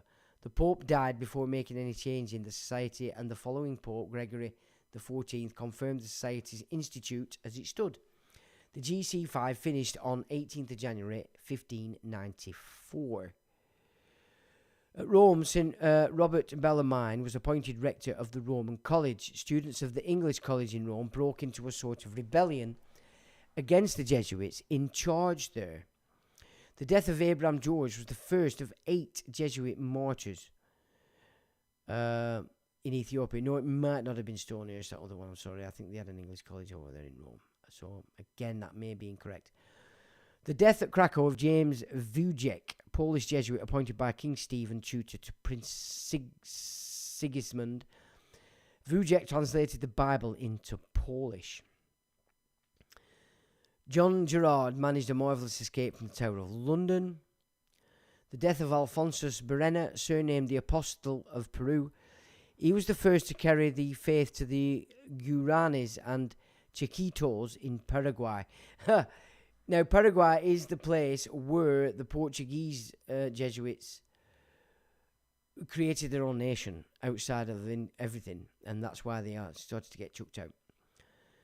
At Nanking, Matteo Ricci, after being expelled from the city, returned and opened a seminary. The birth of Balthasar Gracian, a Spanish Jesuit who wrote on courtly matters. He is the author of The Complete Gentleman and the Art of Worldly Wisdom. The foundation in Bogota, Colombia, of Colegio Santa Fe. It is the oldest university in Colombia and the third oldest in the Americas, following those in Mexico and Lima. The GC6 was convened. The 64th member of the congregation confirmed Acquaviva's leadership and their confidence in him. The martyrdom in London, England, of Thomas Garnet, Paul V beatified, Ignatius, the death in Peking, Beijing, of Matteo Ricci, the Italian Jesuit mathematician and founder of the modern missions in China, the first to introduce the Christian faith there. At Ferrara, the death of Anthony Posavino, an Italian employed by Gregory XIII for embassies to Sweden, Russia, Poland and Germany.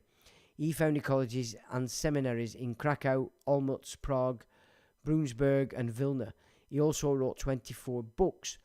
The first Jesuits arrived in Canada, sent by Father General Claudio Acquaviva at the request of King Henry IV of France. I suggest it require. We're in Florida as well. That's interesting. I'll check that. Death of Saint Bernardino Rialino, parish priest in Italy for many years. The death of Nagasaki, Japan, of servant of God James D. Mesquita, who died before being exiled from that country where he had been a missionary. The death of Father General Claudio Acquaviva, the fifth Superior General of the Society, who governed for 34 years, the longest term of office of any Jesuit general. The congregation elected Museo Vitelleschi, Superior General. At Belmont, England, Thomas Pond died. He was among the first to introduce Jesuit missionaries to England in 1615. The Holy See gave permission to the Jesuits of China to celebrate Mass with heads covered, to translate the Bible into Chinese and to administer the sacraments in the same language.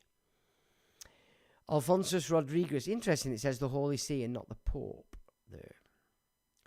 Alphonsus Rodriguez, 90, master of novices for 40 years and author of the famous text on religious life, The Practice of Religious Perfection, died at Seville. The death in Lisbon of Father Francisco Serres, one of the foremost philosophers and theologians of the Society of Jesus.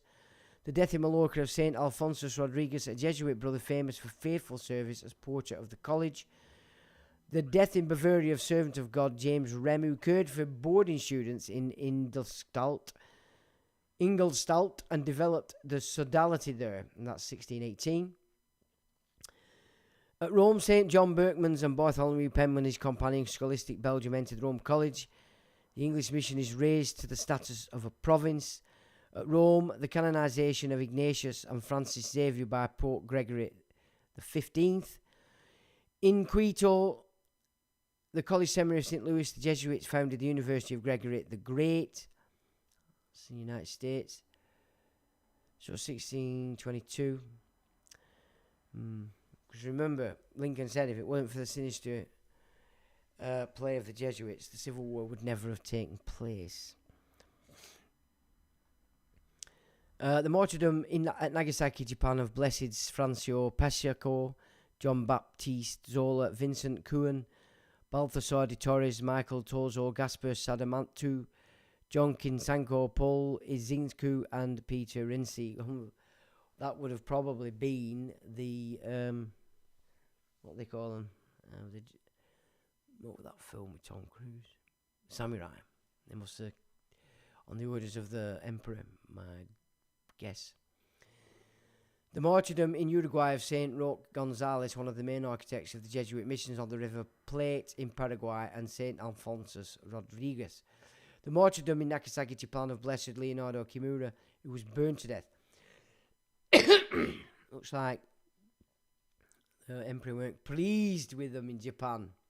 At Naples, during an earthquake and eruption of Mount Vesuvius, the Jesuits worked to help all classes of people. At Lima, Peru, Ruiz de Montoya died, a Portuguese.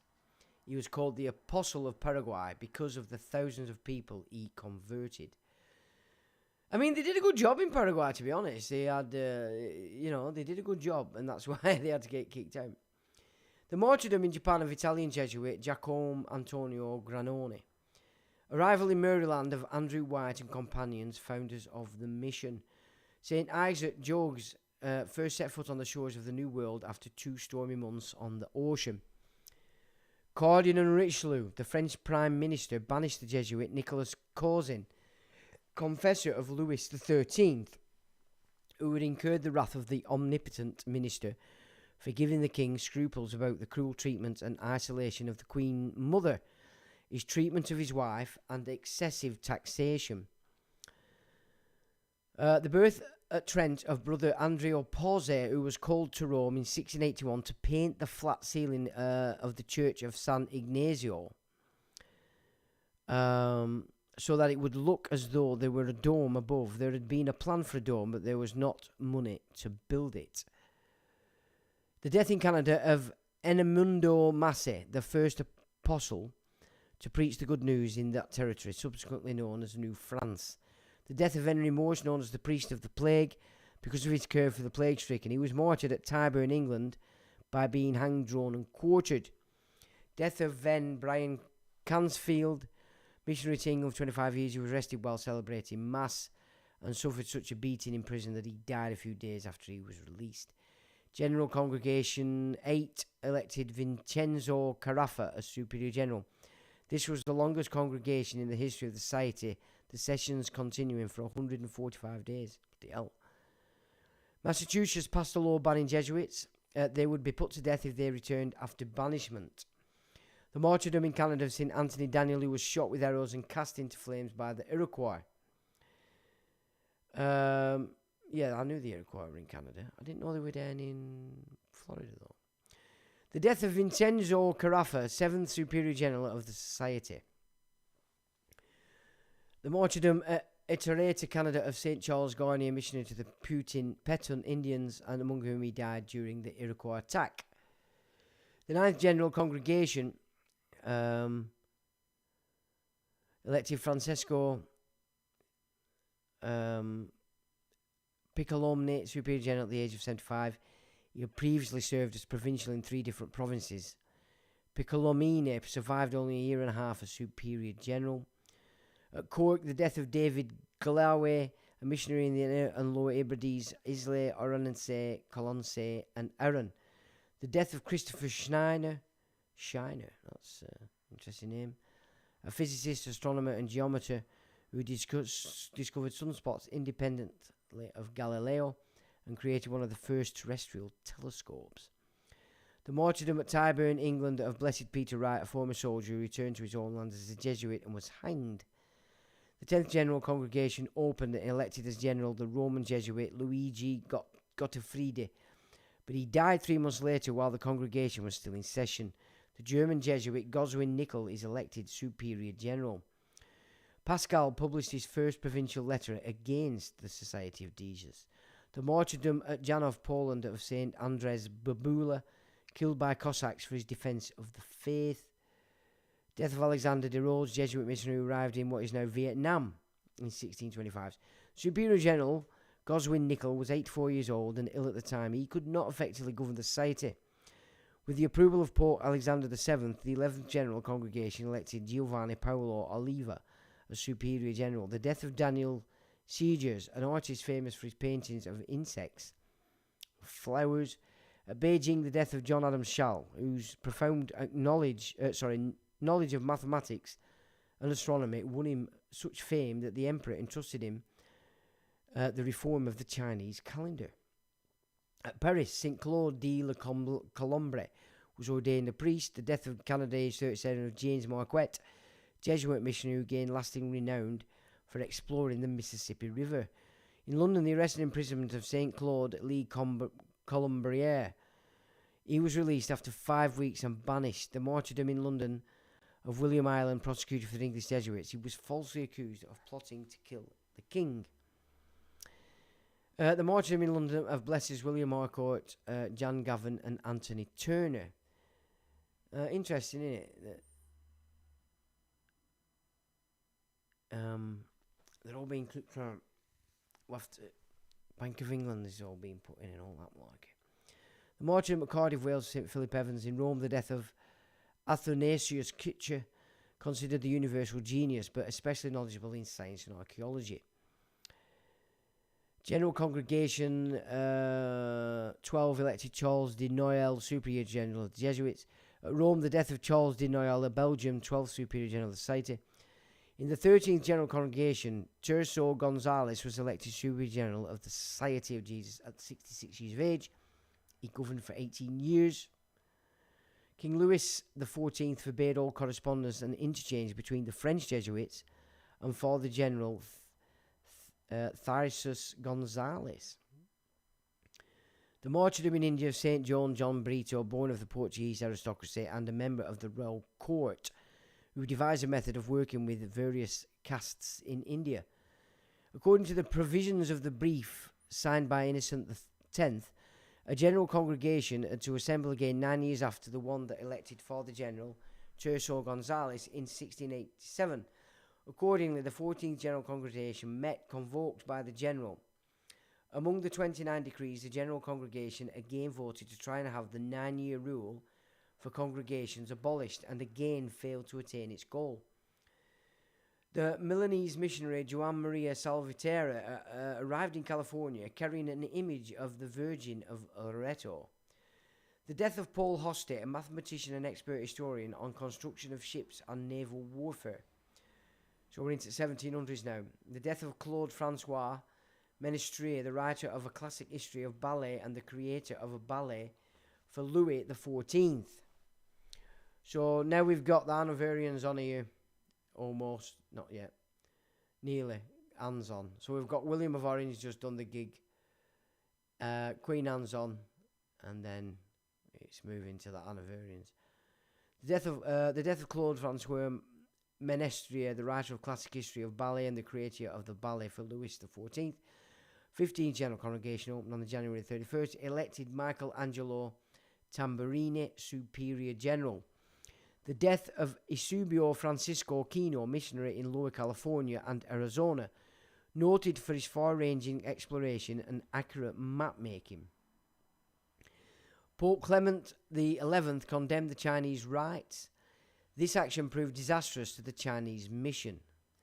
King Philip V authorized the society to found a college in the city of Santa Fe de Antioquia, Colombia. It was the first college founded in that province.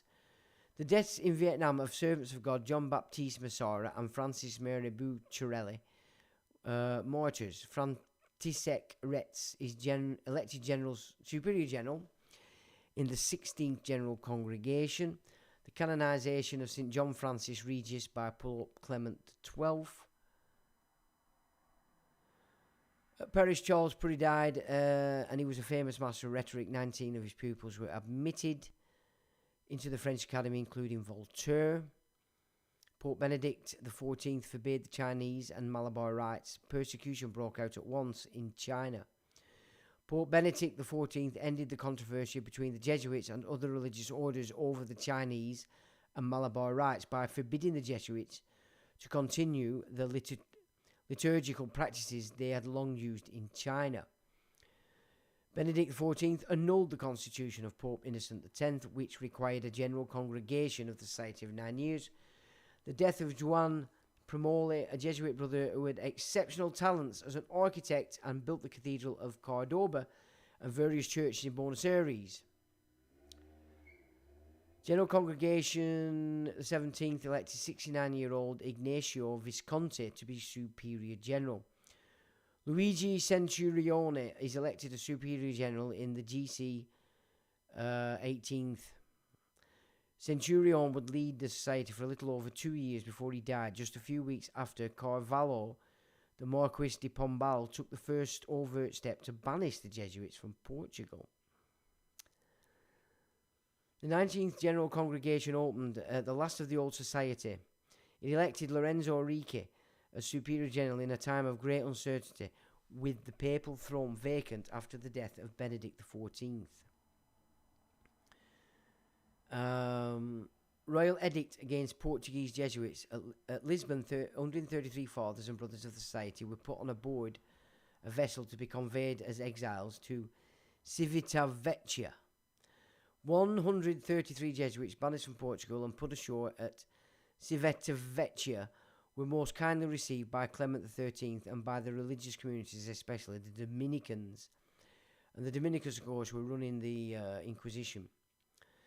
At Livorno, the harbour officials refused to let the ship S. Bonaventura, with 120 exiled Portuguese Jesuits on board, cast anchor. Carvalho sent orders to the governor of Rio de Janeiro to make a diligent search for the supposed wealth of the Jesuits. 20 fathers and 192 scholastics set sail from the Tagus for exile. 2 were to die on the voyage to Genoa and Civitavecchia. Empress Maria Theresa of Austria decreed that the chairs of theology in all the universities within her domain should be held by Dominicans or Augustinians to avoid the corrupt doctrine taught by the Jesuits. The Parliament at Paris condemned the Society's institute as opposed to natural law, confiscated all Jesuit property, and forbade the Jesuit habit and community life. French king dissolves Society of Jesus in all his dominions. In a pastoral letter read in all the churches, the Archbishop of Paris expressed his bitter regret at the suppression of the Society in France. He described it as a veritable calamity for his country. In France, the government ordered all Jesuits to abjure the institute or face exile. Only 15 out of approximately 4,000 members took the oath. At Madrid, Fathers Thomas de Lorraine and Bernard Riccio, leaving for the provincial congregation in Rome, received a sealed parcel said to come from Nuncio. They were requested to take it to someone in Rome. It contained a letter forged by de Choiseul and de Aranda, the Prime Ministers of France and Spain, and purporting to come from Father General Rique, alleging Charles III to be illegitimate. Both priests were arrested on the journey and brought back prisoners to Madrid. The forged document was shown to be the king, whose previous affection for the Society turned into a most bitter hatred. Charles III expelled Jesuit from Spain. St. Joseph Pignatelli was expelled from Spain along with all of the Jesuits there. He began the career of holding together the Suppressed Society at age 30, and once again saw the Society permitted to accept novices when he was 57 years old, but he did not live to see its restoration in 1814. All the Jesuits in Paraguay were arrested by order of Charques III of Spain and led into exile. There were 385 priests, 109 brothers and 59 scholastics and 11 novices. Under the order of Charles III, the 465 Jesuits working in Peru had to abandon their apostolic efforts. The Society of Jesus was banished from the Duchy of Parma, the result of pressure exercised on the Grand Duke by Choiseul of France. On the feast of St. Charles, patron of Charles III, King of Spain, the people of Madrid asked for the recall of the Jesuits. Where's that? Banished from Spain 19 months earlier, irritated by his demand, the king drove the Archbishop of Toledo and his Vicar General into exile as instigators of the movement. The election of Cardinal Lorenzo Ganganelli as Pope Clement XIV. He was the Pope who suppressed the Society. So this is 1769. In Spain, Charles III ordered all of the Society's goods to be sold and sent peremptory demand to the newly elected Pope Clement XIV to have the Society suppressed. At Rome, Cardinal Merafosci held a visitation of the Irish College and accused the Jesuits of mismanagement. He then removed them from directing that school. A copy of the proposed brief of suppression of the Society of Jesus, drawn up by Monino Floridablanca, the Spanish ambassador, and revised by Cardinal Zelida, was sent with Pope Clement XIV's leave, given reluctantly to Charles III of Spain to be communicated by him to the courts of France, Austria, Portugal, and Naples. The scholastics at Bologna, Italy, pressed immediately before the suppression by Cardinal Malvesi to take off their religious habit and accept dispensation from their vows, and they refused to listen to him. Pope Clement XIV issued Dominus Ac Redemptor, an apostolic brief suppressing the Society. Pope Clement XIV published the brief Gravissimis Ex Causis, which established a special congregation of 5 cardinals to superintend the suppression of the Society of Jesus and the appropriation of its houses and goods. The suppression of the Society of Jesus came with the publication of Clement XIV's brief Dominicus Ac Redemptor. Father General Lorenzo Ricci was led away as a prisoner to the English College. Frederick II of Prussia and Catherine of Russia forbade the publication of the brief of suppression in their dominions. So this is where Catherine the Great comes in and the Prussians, okay? In London, Dr. James Talbot, the apostolic vicar, promulgated the letter of suppression of the society and sent copies to Maryland and Pennsylvania. So 1773, we're getting close now to the American Civil War, aren't we? In London, Dr. James Talbot, the apostolic vicar, promulgated the letter of suppression of the society and sent copies to... Oh, I've done that, sorry.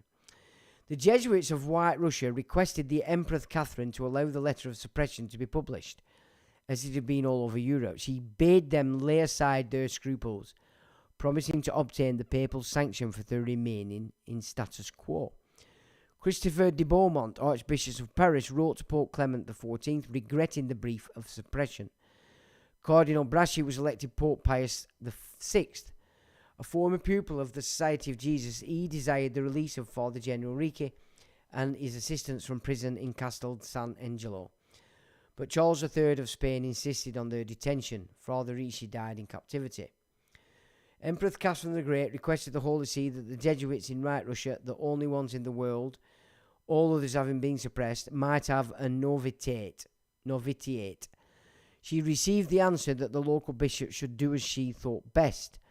Catherine the Great, Empress of Russia, visited the recently established novitiate at Polotosk, for which she had been given permission and which she helped make possible the survival of the society during the suppression years. The Jesuits in Right Russia were permitted by the Empress Catherine to elect a superior general. They chose Father Szerzynowicz, who took the title of Vicar General with the powers of the general. There were 5 Polish congregations during the suppression of the Society of Jesus. The congregations elected Vicar General Stanislaw Sinoniewicz, Gabriel Lenkowitz, and Franciszek Carew, who was canonically confirmed a superior general by Pope Pius VII, and then also a superior general, Gabriel Gruber, 1802, and Tadeusz Brozowski, 1805. At Milan, the death of Rodriguez Voskovich, among the most famous scientists in Jesuit history. His theories of composition of matter foreshadowed a part of modern atomic theory. Father John Carroll of Maryland, a Jesuit until the suppression, was appointed to be the first Bishop of Baltimore.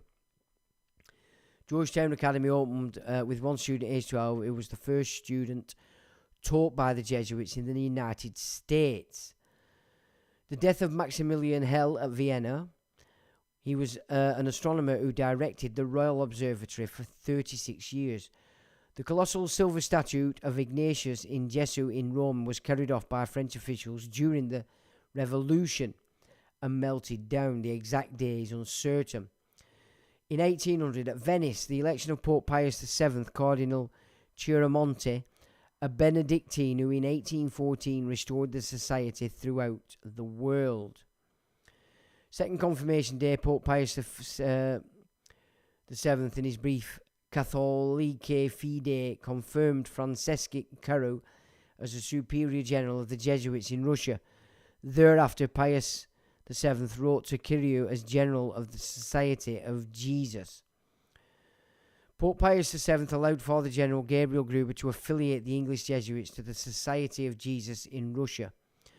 At St. Inigio's, Maryland, James Walton died. He entered the society in 1757, was sent to Maryland in 1766, and laboured for 36 years. During the suppression, fully confident that the society would one day be restored, he faithfully guarded the property of the society, which had been invested chiefly in his name.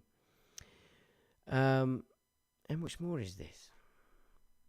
There's tons, so I'm not going to keep going, because I just wanted to remind you and put it forward to you that, because I've talked about it often, that the society was moved to Russia, and then you can see that there's a lot Russian influence now taking place inside this new society of Jesus.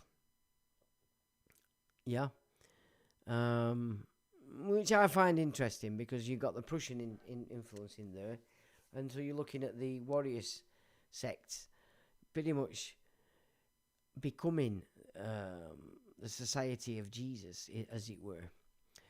I'll put that up obviously after, so you can finish it off and read it through if you wish. But the most important point for that is Farnese and Borgia, more important, because of course that's what's controlling the British Isles from the time of the Tudors, and also Sunni Islam. So, you know, there's no change for the power base that run the banks. They're just replacing the depleted banks on Blighty with its new bank, the bank of hell that extorts its community for its balance sheet. You know, it's like, there's no difference. It's the same. So, back to what I started with, it's looking at Keir Starmer to blame for what's going on. Left or right. It's pretty much a nonsense. It's an absolute nonsense, you know. So, where did we get to? You got, good grief, you've done some. Right. I think I've gone a bit too. Okay. Yeah, okay, I got to that. Okay, you're talking amongst yourself there, that's good, because I've kept you now for what, blooming heck? 2 hours and a half. I probably went on a bit too much at the beginning, but never mind, I think it made sense. And I hope you all have a good week. Thanks for joining, mods, thanks for modding. Thanks for taking part, as usual. And onward we go, up to Tommy the Tits Super Party. And on that bombshell, ladies and gentlemen, I will say, well, if I find it first, till the next time.